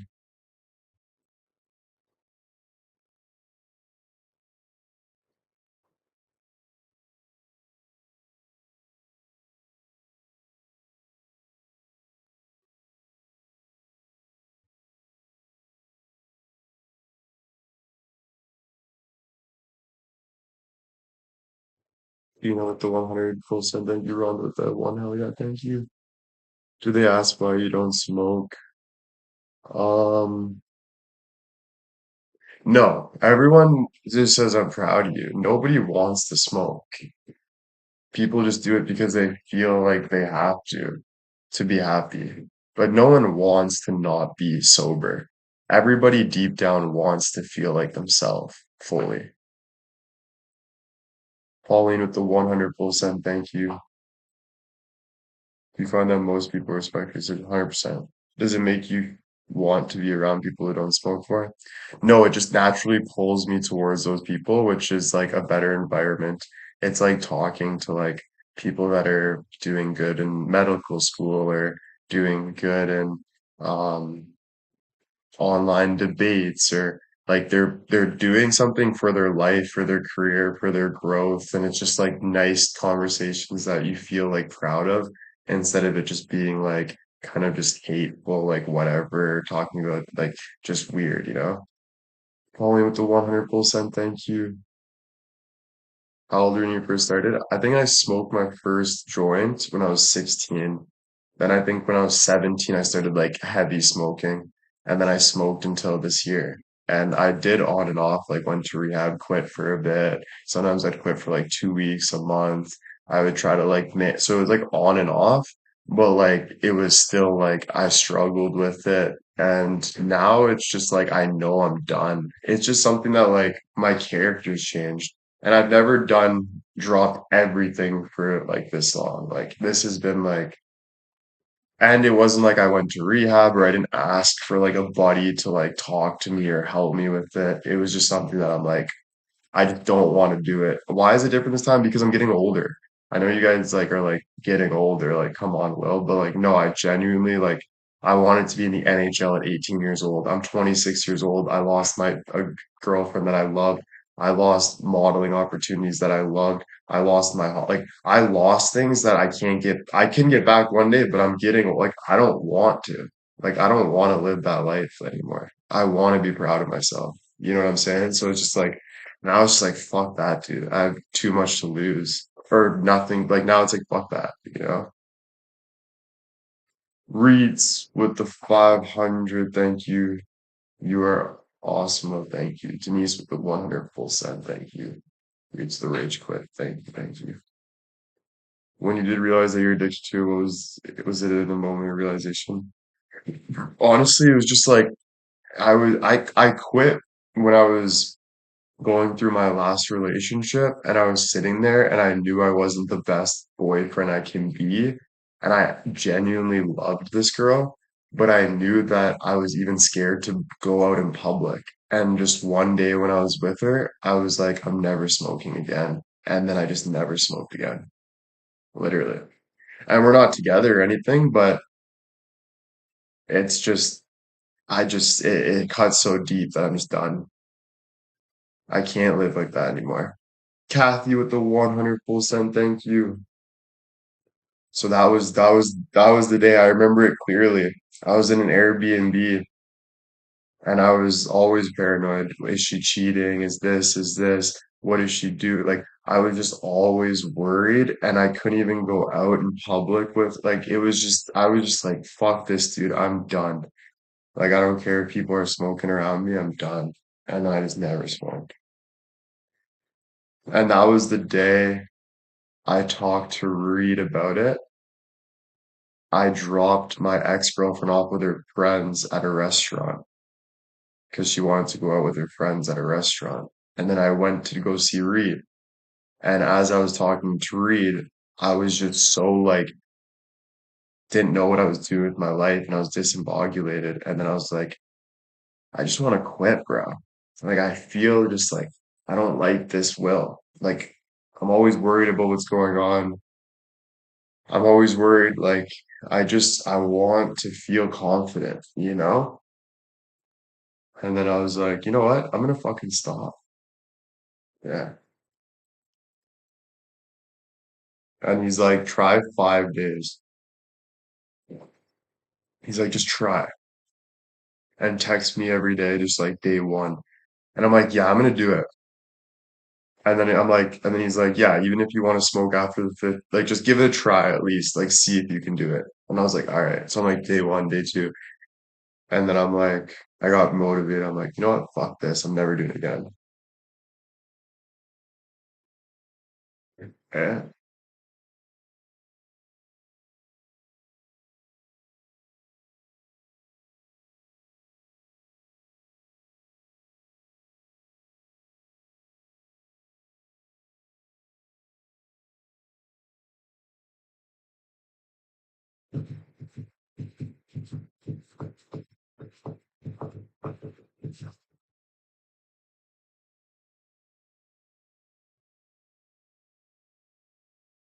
Do you think being the Airbnb gave you a chance to really think about things? Oh, fuck yeah. Because I realized like everything was like just catching up to me. My money was like my bank, I had to pay for so much shit. My bank was going down.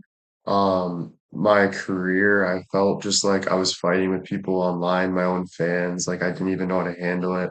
My relationship started to slip. Like my health, I wasn't feeling like happy. I remember walking in the forest and I was like, honestly, I just want to keep walking. Like, it's almost like I wanted to lose myself. Like, I was honestly like, I hope a bear comes so I can fight a bear and just fucking die. Like, I was that, like, just fucking down, bro. I'm like, I don't love myself, bro. Genuinely. And I just needed to fucking stop, bro. I was fucking pulling my hair out, bro. Like, I was always worried about everything, everything, like paranoia to the max.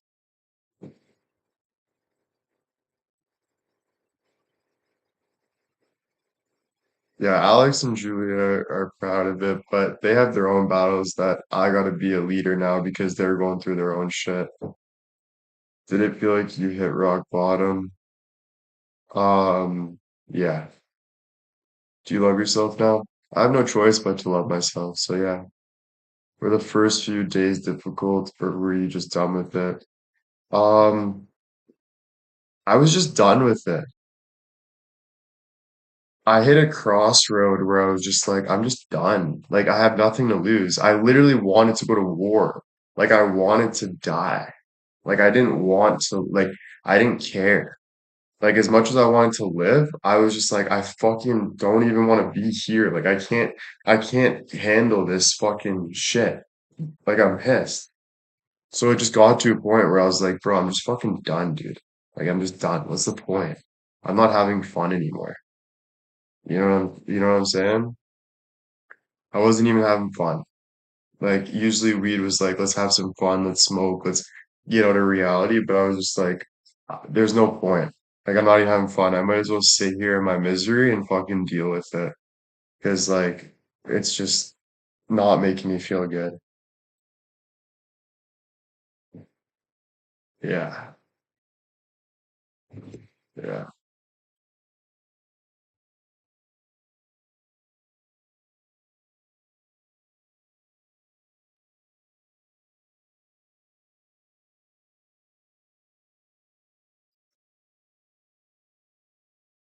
Thank you.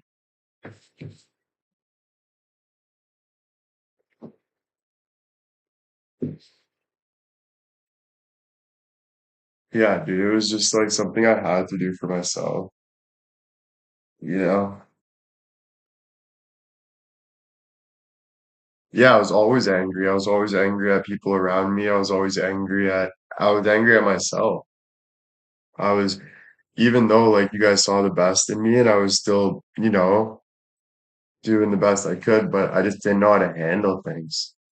I didn't know how to, like, I was just like, it was hard. Like, I was like, I'm not feeling the best, you know? Yeah.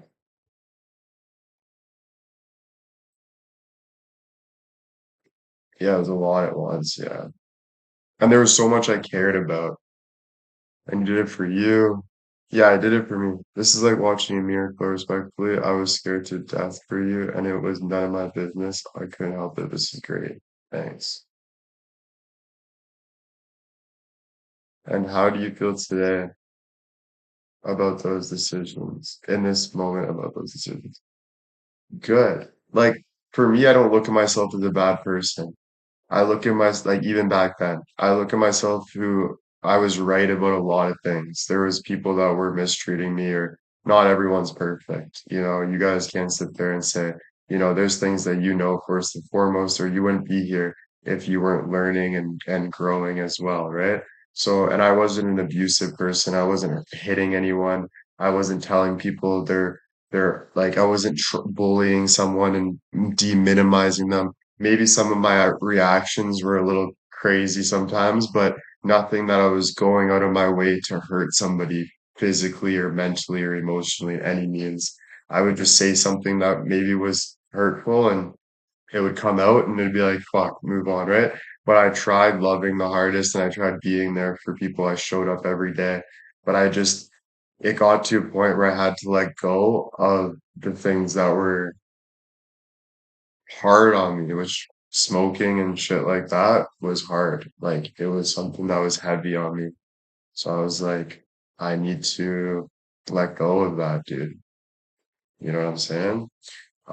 So I can be even stronger for the people I love and better, you know? Stacy with the 100% thank you.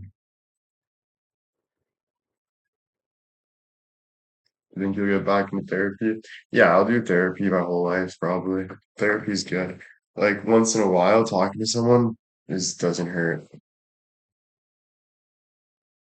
because you've always been a good person. Yeah, that's why the people love me, dude. I got a message the other day from a girl I know, and she said, honestly, Will, like, you're the best person I've ever met, dude. Like, yeah, you've been hard on me and people because there's times, right? I would not get upset, but yeah, just be like, yo, like, come on, right? Like, I'm pretty like straightforward and strict with some things, and But like I got like saying getting told that was nice, bro. Because it's true, bro. I put my heart on my sleeve and I do the best for everybody around me. And if when I love to the point that I give up my whole fucking heart and soul and I go right down to where they are and bring them up the best I can. You know what I'm saying? I try my best for the people around me. Yeah.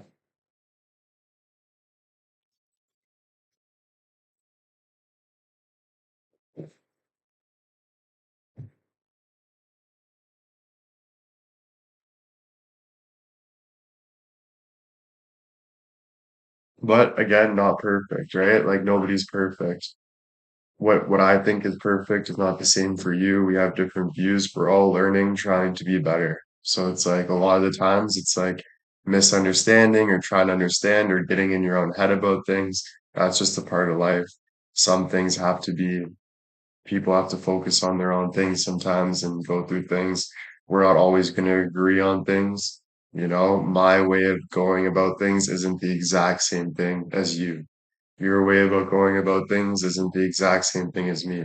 We're all working to find a middle ground and understand better, etc. But it's not, if I like baseball and you like basketball, you don't have to like baseball just like me. You know what I mean?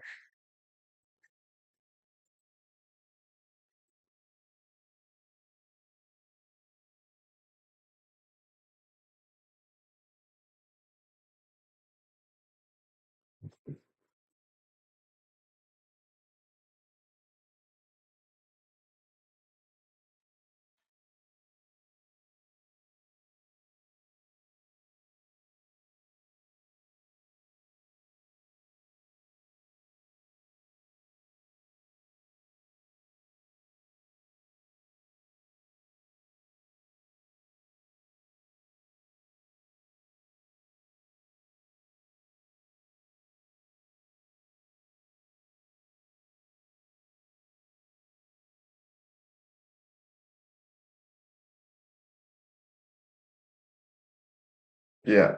You're not always going to agree exactly.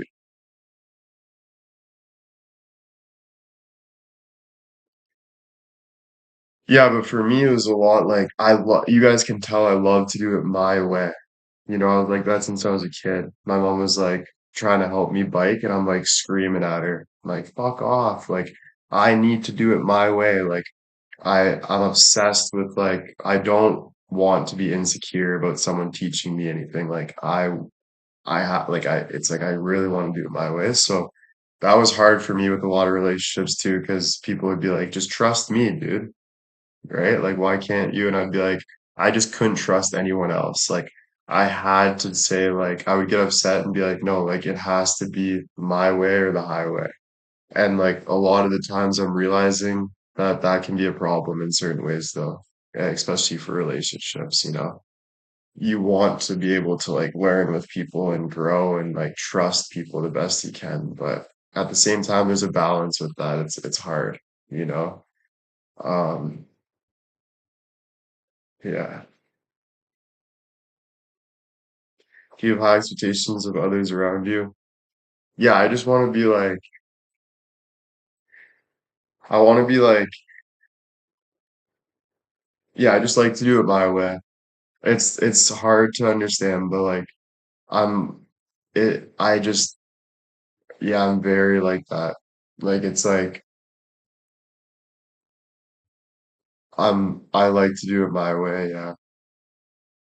It's just my safety, yeah.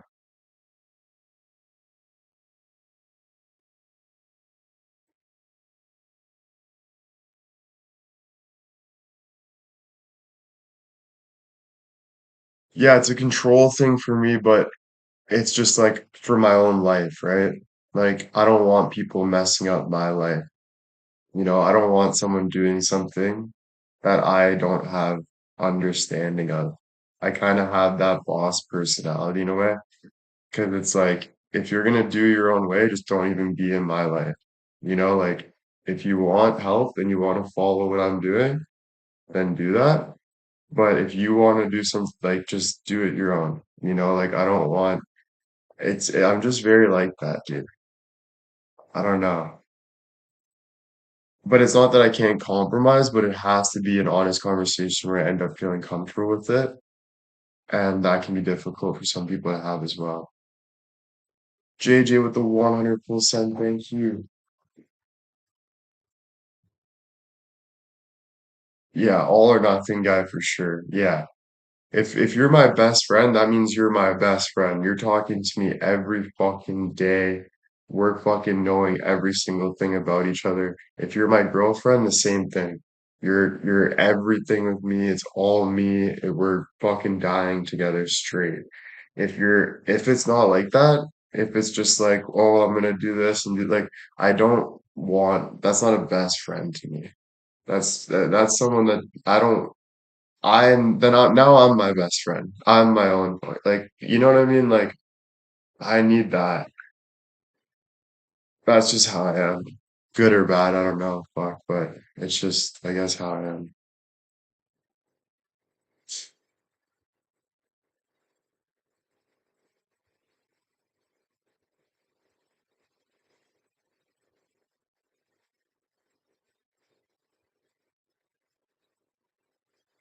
Yeah, for sure.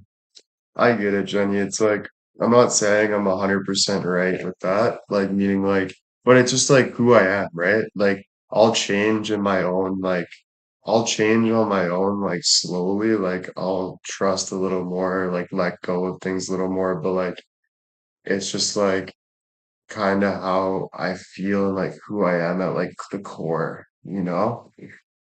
I don't know. And it's not like I tell people all the time, like there's no like I'm not locking you in a closet. I'm not threatening your life. Like I would never do something that you don't want to do. But I will tell you what I expect and what I want. And if you can't follow those expectations, or if you're not okay with that, you have to let me know and respectfully do like that's on you. Like it's not on me to change for you. You know what I mean? And that's just how I am. And day one with the 100%, thank you. But it always down for a conversation though, like everything can be negotiated. So like if you're like, well, I just don't think it's fair because I like to do this and this and this, then it's like, okay, that's a perfect conversation, right? Yeah, but Jenny, by the same token, it's not on others to change for you. I don't want others to change for me though. If they want to, but like I said, I don't force someone to change for me. If you don't want to, you tell me that, that's perfect. But just don't expect me to like keep you in my life. It's not something like I have my own standards just like you. It's not for me to, but you're telling me something I already know. Like that's what I'm telling you. Sharon with the 500 rage quit, thank you. And day one with the 100 full send, thank you. JJ with the 100 full send, thank you. No one should change for no one. No, but if you want a job, you have to, and you're willing to meet those standards, then you accept that, then that's your obligation. If I have a girlfriend that she has different standards than I'm used to, but I'm okay and it's worth it for me to change for that person, then I will adapt to that person because that's something that I feel is acceptable for me. So it's all a compromise. You know what I mean? And if it doesn't work out, it doesn't work out. You know what I mean? If it does, it does. But yeah, I'm pretty hardcore with myself with that. Are you asking for loyalty or them spend all their time with you? It's not me asking one or the other. Again, for me, it it just is what it is. If I want to see you and you don't want to see me and you think that it's not okay for me to be upset in any means, but I'm upset. That's just, I'm just upset. Like I'm just me, just like you're just you. So it's not this like rules of regulation, it's just how it is. And if I don't like this and you like that, and we're not getting along, and you don't think it's fair, but I don't think it's fair because these are my morals and what I want, then it's just not going to work out. Two different things. And again, we can compromise and we can be at an okay place, whatever, but that's just, everyone's got their own standards and morals, and it's not just a written contract. It's not just one thing when it comes to your feelings and who you are as a person and what you like. It's always negotiated on and it's always talked about. I see people want to change you for years, maybe true yourself. Yeah, always. We all want to be heard and just yeah.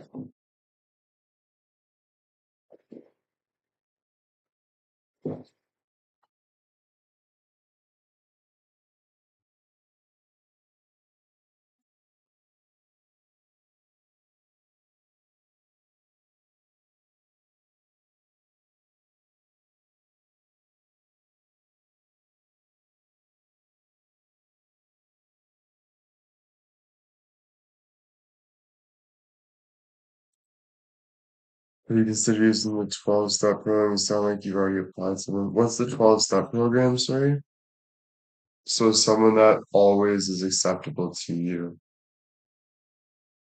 I'm kind of disappointed in you, JJ, to be honest with you, for even saying that. I don't think I'm saying that in any means.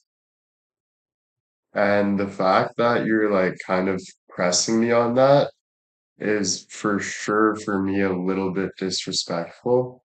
I'm not gonna lie to you.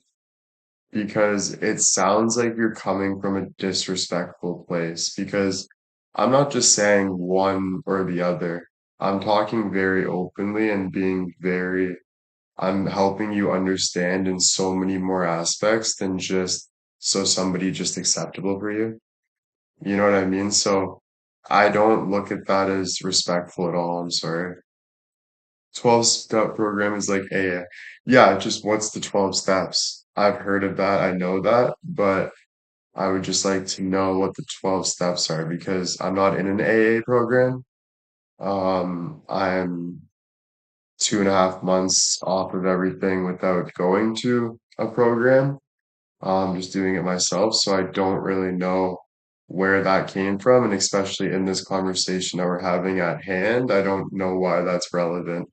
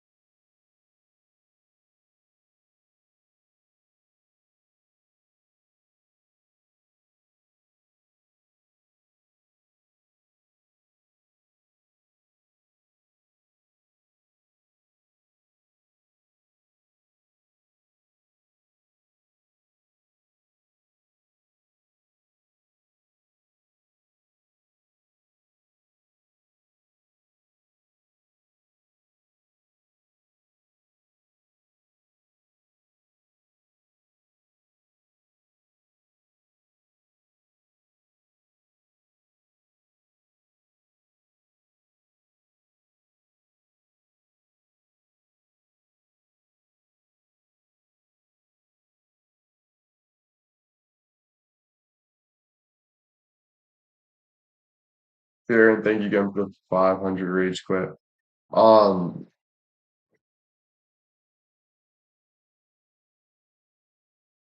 what do you put in your coffee? I put hazelnut coffee cream, and so I just take the coffees. put some water, stir it, and then I put water and then the ice cubes and coffee creamer and hazelnut. And that's it. It's really good.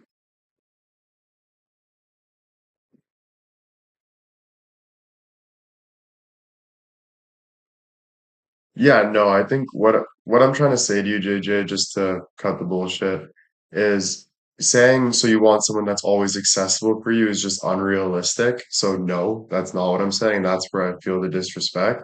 What I'm telling you, which you should have been listening to, in my opinion, is that would you not want someone to be accessible? Everyone does. When you're in a relationship, you want to see that person. So that's just bottom line. I don't want everyone that's not. I was just explaining certain things of we all have standards. And I said that so clearly, and you were pressing on a specific thing and trying to be like, so you just want someone that's accessible to you, like blah, blah, blah. That's just, in my opinion, disrespectful because that's not what I'm saying at all.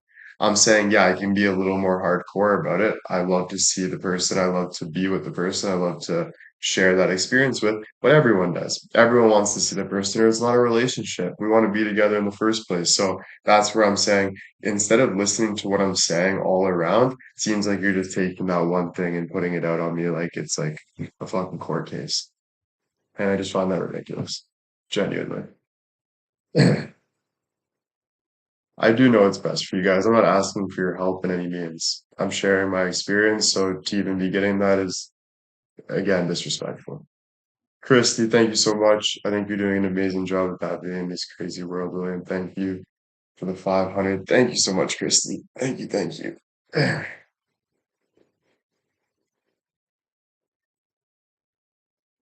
Jenny with the 50 skull emoji. Thank you, thank you.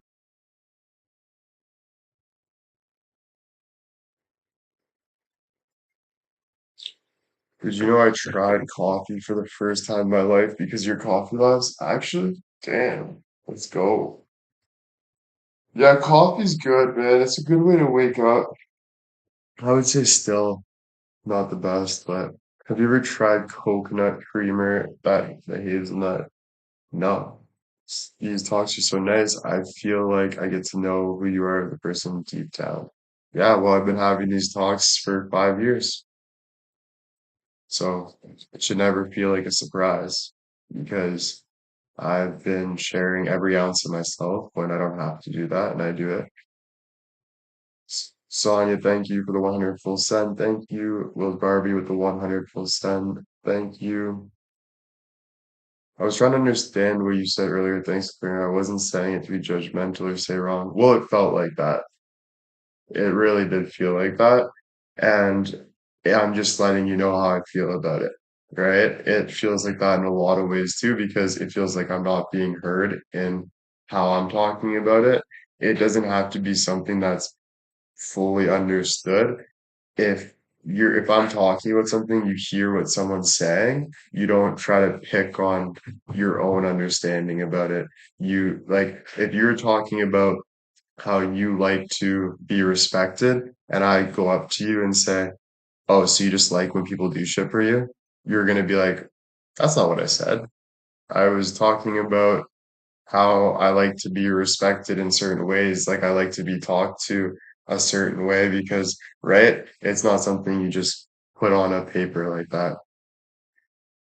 Definitely a surprise. I always enjoy listening to you. Thank you, thank you, thank you. Have you ever tried the sugar-free hazelnut creamer? Sugar-free? I don't know. Maybe, maybe. My sweetie, put the packet up. Lovely seeing you today. I'm so damn proud of you with the 1,000. Thank you so much. Well, some people like to have relationships with a lot of spacing, others together all the time. Well, some people like to have relationships with a lot of space, others like to be each other all the time. Yeah, but I'm just saying, it's like you can say it that way then. You can say it like, oh, so a lot of people, I know a lot of people like to have relationships that are separated more, but do you like to be with it all the time? But I think like it's not a major difference. It's not that, oh, I just want you to be accessible, like I'm using you, like you're my property and I have control over you. Hell no, dude. That's a ridiculous statement in general. That's a ridiculous statement. I know that's not realistic. I know someone has their own life and has to live their own life, obviously. But do I want to see that person? Of course. Do I want to make sure that they're understanding who I am as a person? Of course. So that was me basically saying I don't blame myself for having my standards towards things. Yeah, I can compromise and change for somebody, but doesn't mean I have my own standards towards things just like other people. And if you like it, you like it. If you don't. That's the same with you.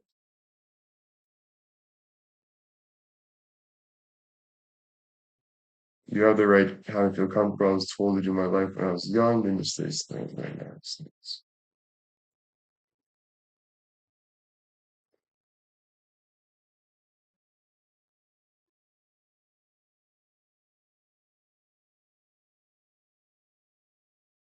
Karen with the 2000. Yeah, thank you so much, Karen. Thank you, thank you. Yeah, exactly. That's what I'm saying. We all have standards, and that's just like kind of compromising until it like your standards all also change, right? Like things in your life start to change. So sometimes it's like, oh, like I'm not liking this, I like this.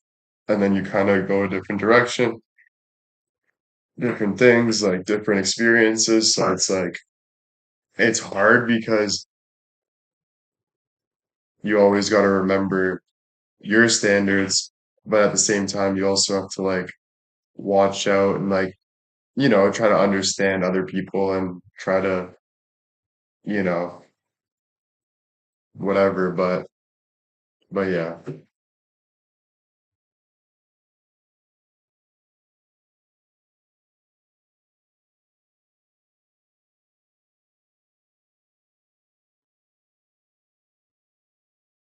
D with the 100, thank you.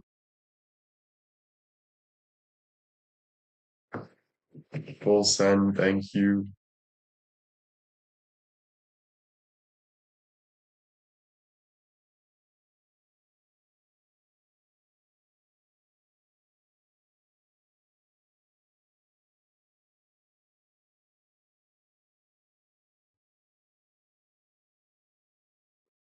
What's on your shirt? A lion.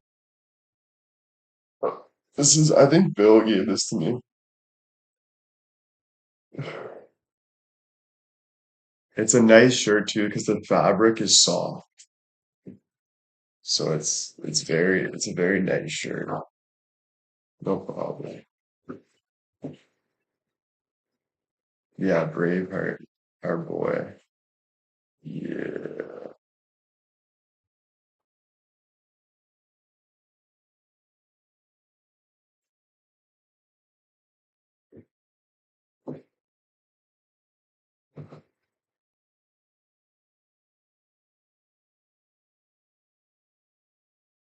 I just feel like you have traditional values in a generation where people aren't as traditional, so it might be challenging.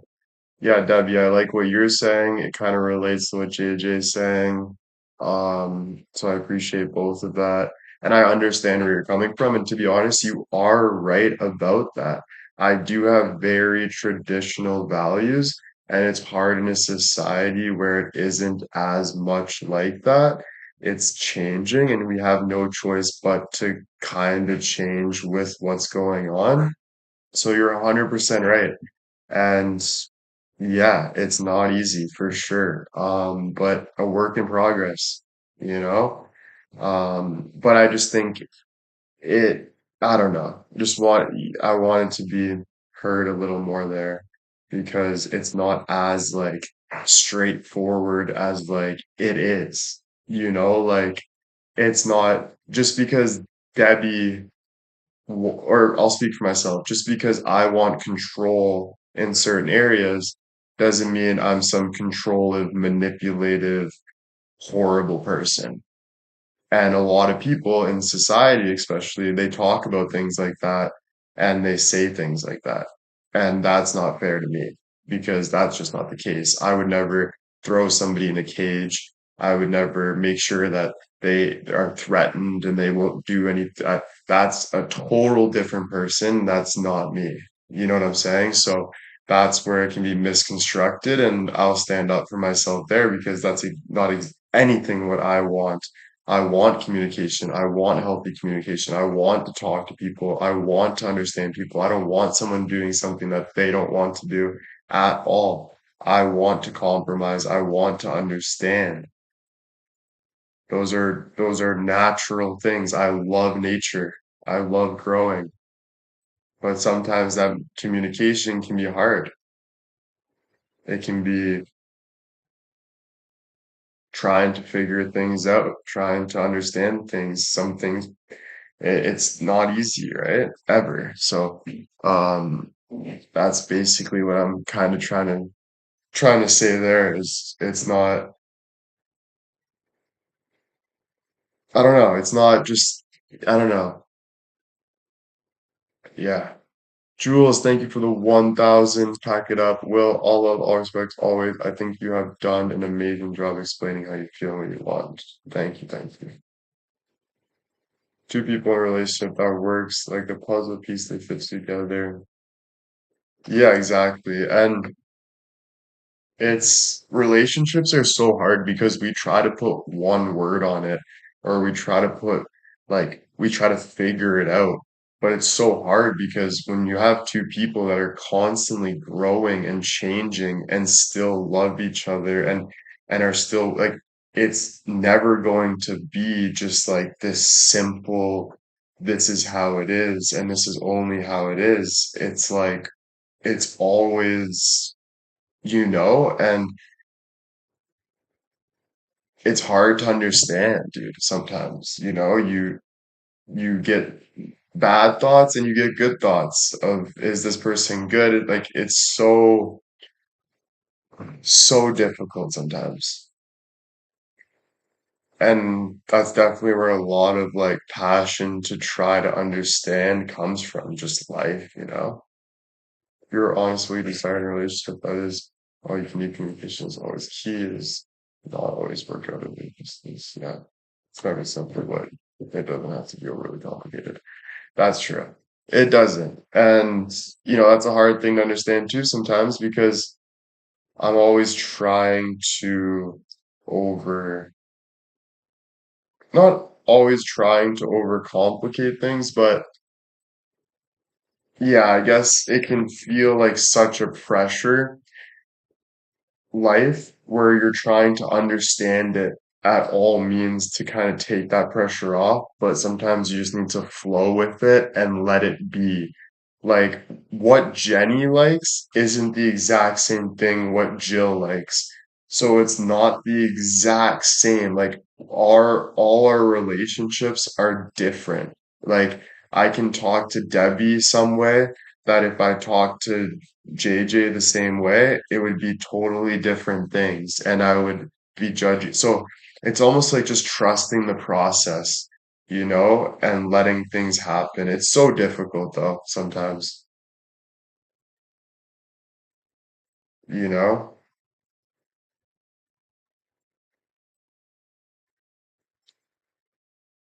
Yeah, I don't find anything wrong with traditional values either.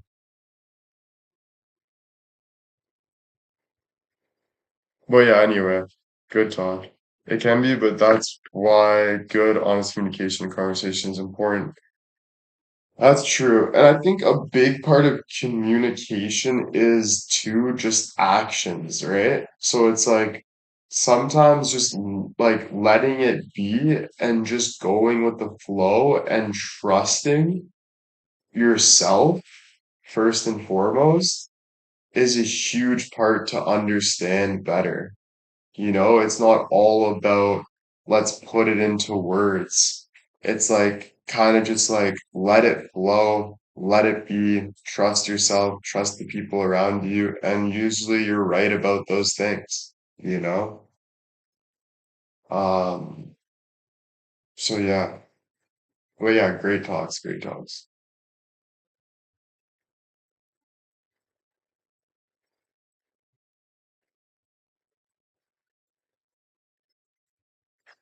Have you always had these talks? Yeah, bro, I would always write on a whiteboard, talk to my friends, try to teach them stuff, try to understand them. I'd be like, why is the brick looking like a brick? Like, I was always like an analyzer, and I was always like trying to figure everything out. And that was just me since I was a kid. So I was like,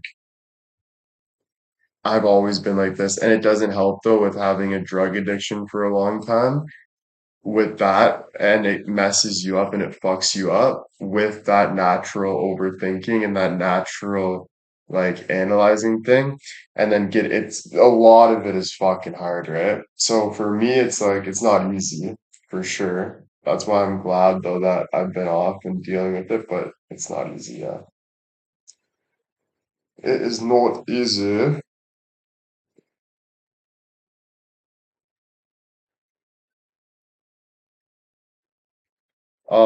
Stephanie with the 100% thank you.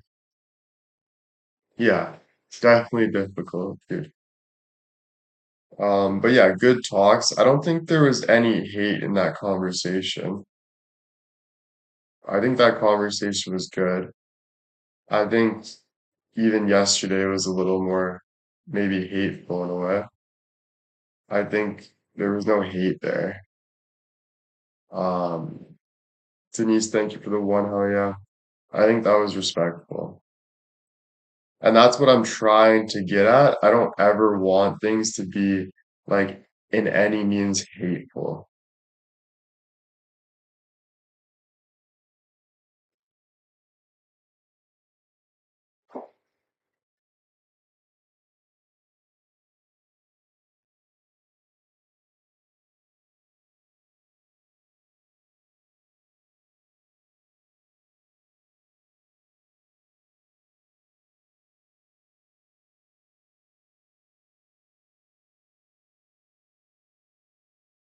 I love thinking because it helps you understand things so much better. And like when you're able to communicate, it does save lives. You know how many people spend their life in misery and spend their life in unfair situations just because they don't know how to communicate for themselves good?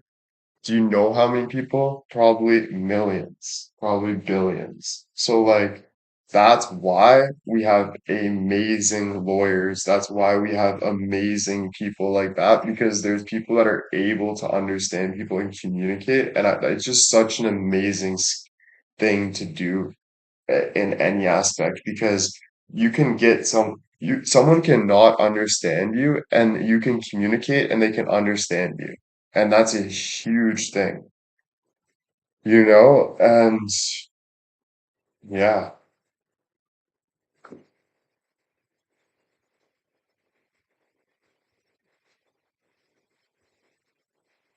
Have you guys ever watched a Harvard debate on YouTube? Search up Harvard debate on YouTube. Dude, it is the most crazy communication thing I've ever seen in my life. You literally can't even understand what they're saying. I won't speak for you guys, I'll speak for myself. I can't even understand half of what they're saying, and you understand it. It's like, it sounds crazy, but you don't even understand what they're saying, but you do understand it. And they're just like, yeah, it's a Harvard debate. They do it like once a year and they go in the courtroom and they bring someone to the stand and one of the students talks to the professors about like a certain issue and they go back and forth and it's nuts and it literally like dictates the school rules and stuff. It's the coolest thing though. I'll try to play it for a bit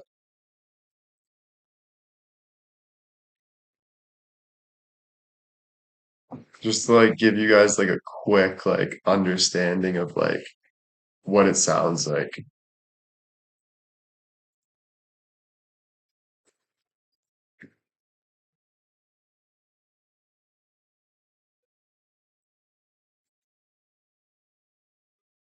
claims against the state when it is not providing the remedies that is due. Instead, what has happened is 1983 actions could lie, or the court said that you must provide some procedure for remedying the wrong. That allows the state to retain its discretion in crafting that remedy, but still clearly enforces the law and says that you must provide a remedy at the end of the day. For these reasons, we do not think that the Supreme Court should affirm the lower court's decision below. We ask that you reverse. Thank you.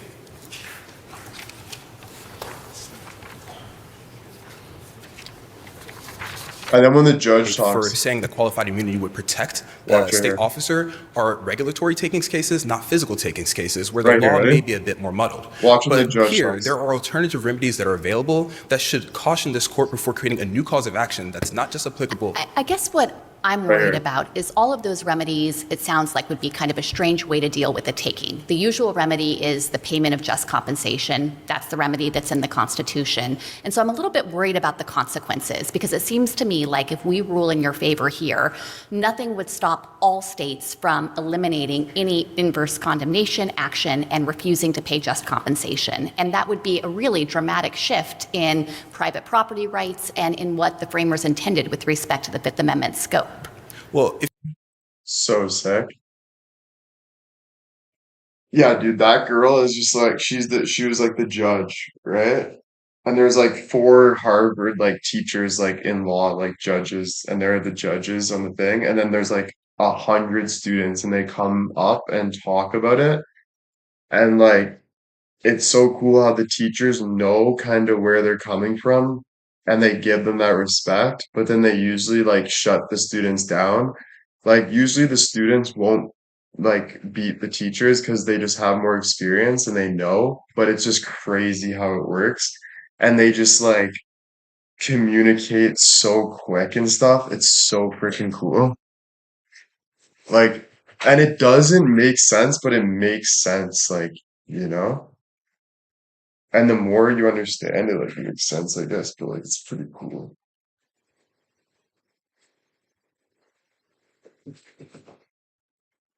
Oh no, I gotta see that. Ever watch Prime Minister's questions on C-SPAN? No. That's sick. I just love Harvard, bro. It's such a cool university. Like that's my favorite university. Harvard. Harvard.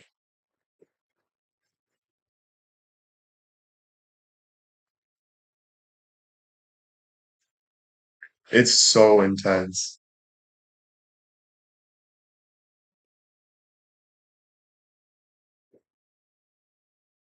Yeah, next time I'm in Boston, I'm definitely visiting.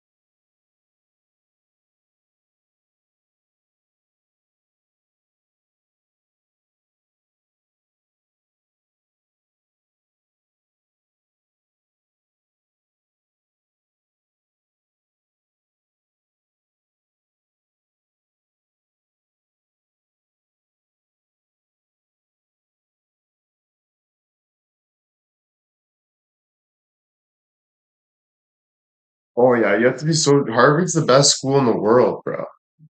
Freaking Harvard for medical, for freaking law, like Harvard's the best, bro. And even the logo is so cool. And then the colors too, the red and white is so nice. And it's just so freaking cool, dude. Even the name Harvard is so beautiful. It's just like unreal, dude. And it's so American too. So it's not like Oxford, like UK, like it's so American, Harvard, you know? which makes it even, I love that. Yeah.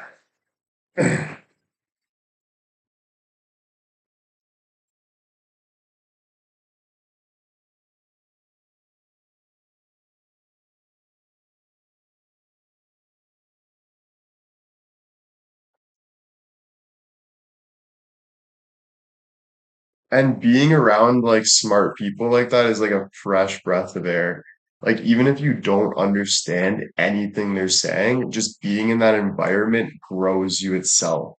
Being with people that can talk like that, you'll walk out of that courtroom feeling like a brand new person. And that's where freaking what's his name? Mark Zuckerberg, the owner of Facebook, he went to Harvard and he dropped out and made Facebook. How sick's that? And he met his wife at Harvard. He was getting kicked out of Harvard for making for like all the accusations of making Facebook and stuff. But yeah, he was freaking drawing equations on the window and everything. He made freaking Harvard, bro. That's so sick.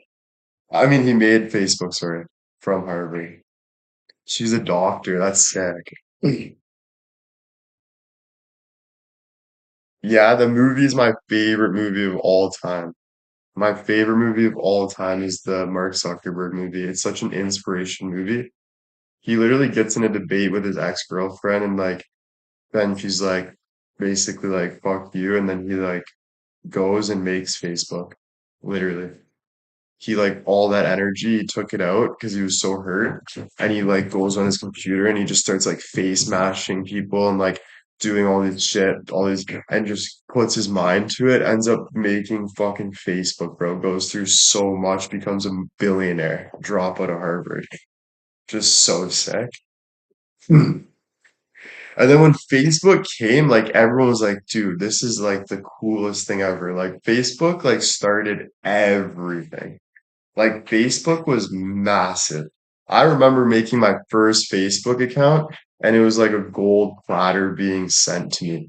My dad's like, this is your email. This is your password. I'm like, oh, like Facebook, bro. I'm like, what the fuck is this? You can like email people, bro, and like there's like you can see their face and shit, bro. Yeah, no, Oxford is sick. It's just like far, you know? So like I gotta represent my North America, you know what I'm saying? But no, Oxford is sick. And I just love Harvard though because I don't know, but I do love Oxford too. How old are you? I forget. I think I was like 14 or like 12 or something. It was replaced. It replaced MySpace. Oh yeah, MySpace and stuff was not anything like Facebook, bro. Facebook was like the start of like actually seeing profiles and faces and being able to see relationship status and like their whole biography at the same time as talking to them, like what school they went to and everything. Like everything was on there.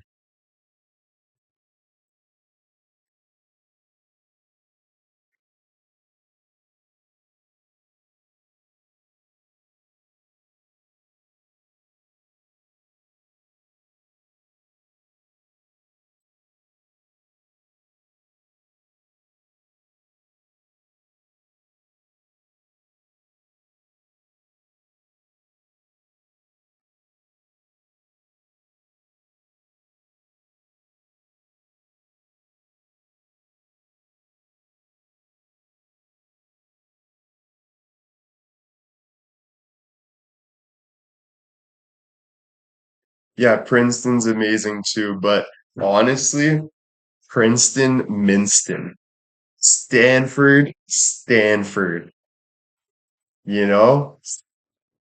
Harvard, baby. See this color? See that color? Harvard, baby. Harvard. Yale mail. Yale sail, dude. Harvard, bro. Anna, thank you for the 100%. Yeah, bro. I'd be on the rowing team of freaking Harvard doing law and medicine, dude.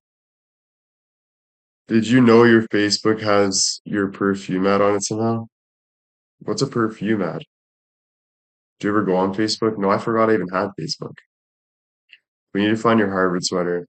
I know. I think I gave it to like a girlfriend or something. Honestly. So many girlfriends took my sweaters. Aquarius and Avra. Oh shit. Let's go. My cousin went on a scholarship to Princeton and Harvard. No way. That's sick. My cousin went on a scholarship to both Princeton and Harvard. Damn, dude. There's actually, I have a girl that I knew that I didn't really know, but she goes to Harvard and she follows me. Just that alone made me like maybe want to marry her. Doesn't Ivan treat? No, back in the day, I don't know. I'm getting ready to order my second bottle of Abra. Let's go.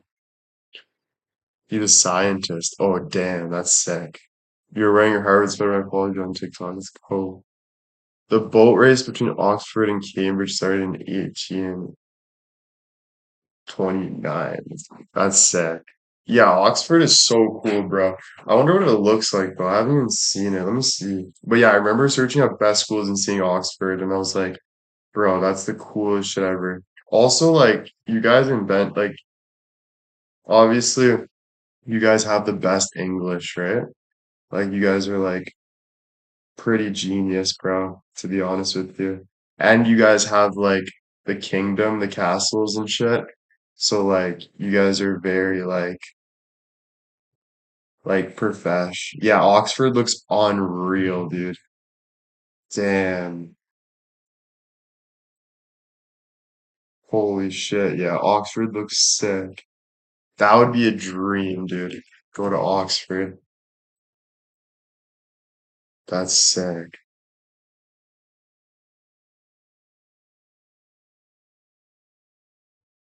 Damn. I think I got a new favorite school now. Fuck. Oxford. Sorry, Harvard. Taking off the hat. Give me the what's the Oxford colors?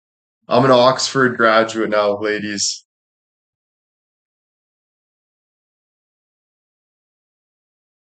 Oxford colors. Dark blue.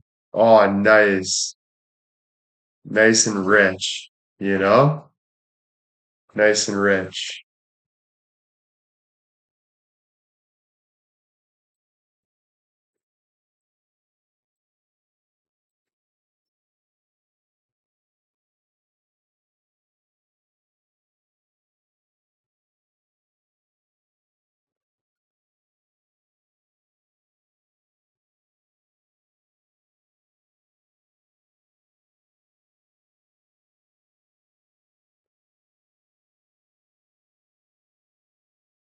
Damn, yeah, Oxford looks so nice, man.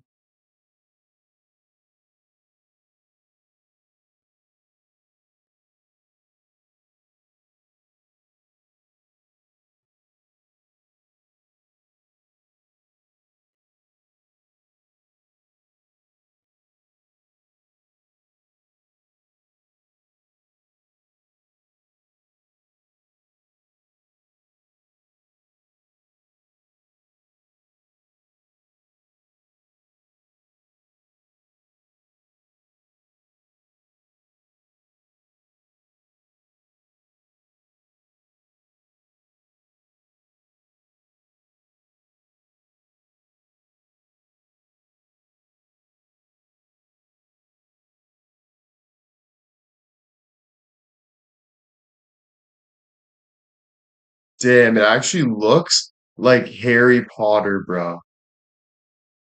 Like that looks so sick. Imagine walking into a debate in a castle like that. Holy shit. All the hot English girls too.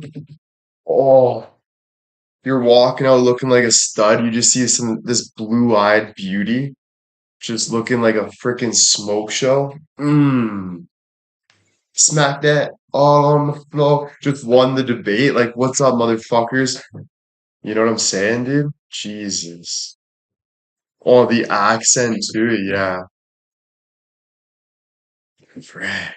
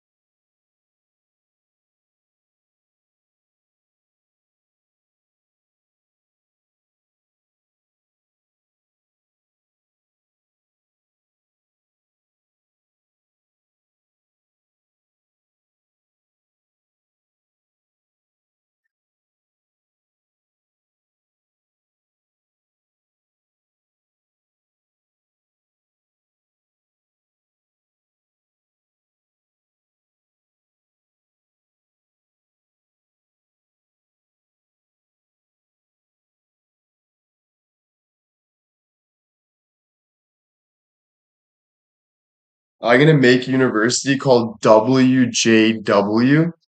It's gonna be in Ottawa, where I was born. Gonna take over Carleton. It's gonna be massive, and it's gonna be emerald green.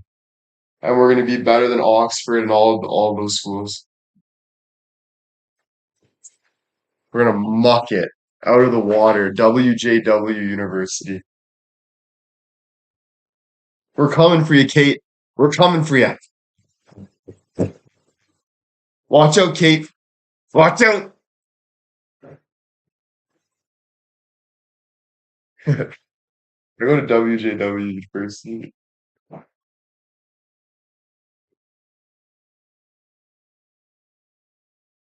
What's the Harvard of Canada? Queens. Queens University is sick. But honestly, I would say the best university I think is University of Toronto. But Queens University is really good. Yeah, University of Toronto. But Queens is sick too, though. I would say I'd rather Queens.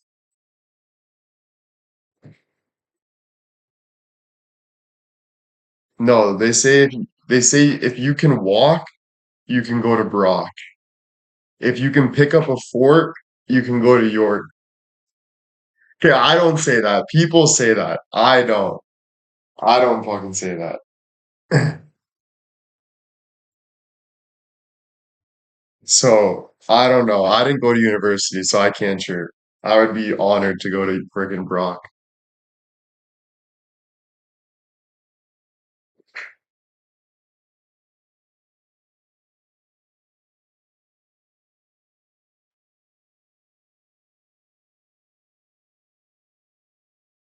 WJW hard to get into. You have to make it the hardest, bro. You know, if I become a billionaire, I'm making WJ University, keeping the castle right in Ottawa, and it's literally only going to be an acceptance rates of 100 average. Like if you fuck up once, you're fucked. You can work your whole life, get 100, and if you get 99, guess what? You're done. Never getting in. It's going to be insane, dude. It's going to be like you need perfect. Like we are curing freaking cancer, and that's it. You know what I'm saying? Like we are curing cancer and running the show, dude, at WJW University. And we all have to wear green jackets like the golf tournament, and it's gonna be so professional. Kim, thank you for the one. Hell yeah, thank you.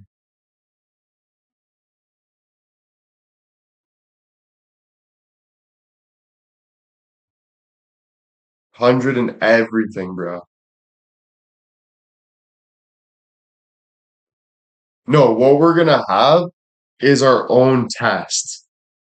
So every year we make a new test, you apply. We don't look at your high school resume. We don't look at your past. We don't look at anything. I don't care if you've been to jail. I don't give a fuck. I give you the golden test, the green booklet. You open it like it's a gold frickin', and then you literally go through an all day test. It's like an 8 hour test, and it's changed every year. And we mark you on that. Are there sports? Chess. The only sport we have is chess. That's it. It's the only sport team we have. The chess team. That's it.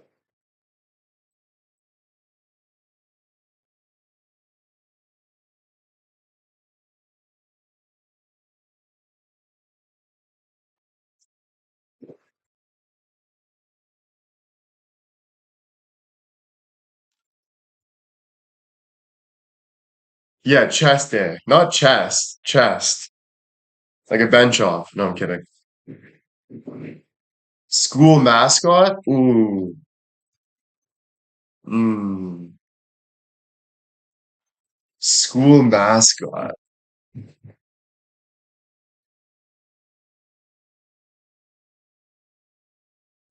The school mascot?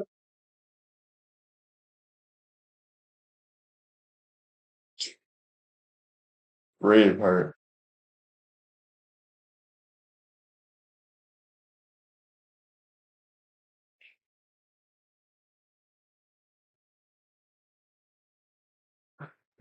We have an actual lion in the middle of the school in a cage, and it just sits there. It's the core of the school.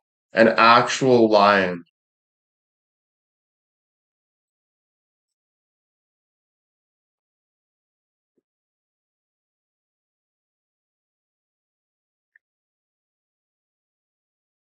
School colors are emerald green.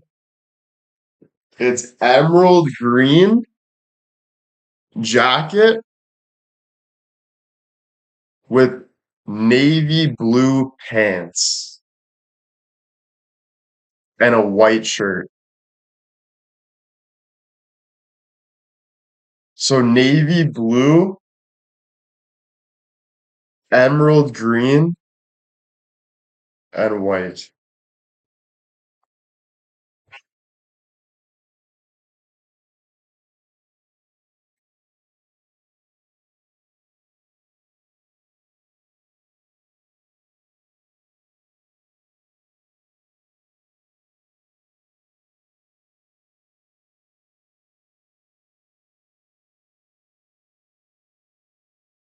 What about scholarships?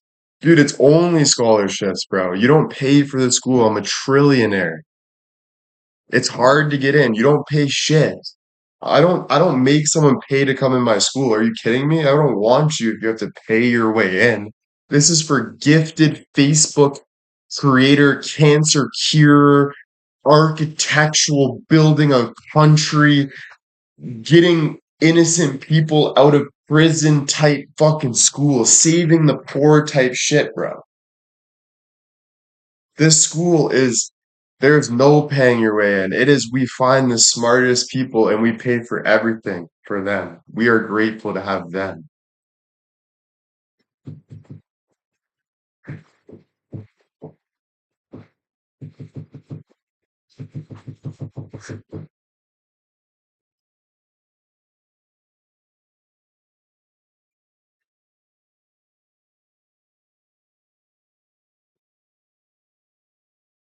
Okay, guys, I've had to shit for 1 hour. No joke. I thought I could hold it, but now I'm ready to watch some prank videos in the toilet and fucking scream to the top of my lungs. So I will see you guys later tonight. I'll go live, but holy fuck, I can't hold this in anymore. Okay? I might send you guys some shit TikToks. Well, not literal shit TikToks, but if I find a funny TikTok, I'll send it to you on the toilet. But I love you guys. Thank you. CJ, thank you for the full send. I gotta go bad though. See you guys. Oh fuck.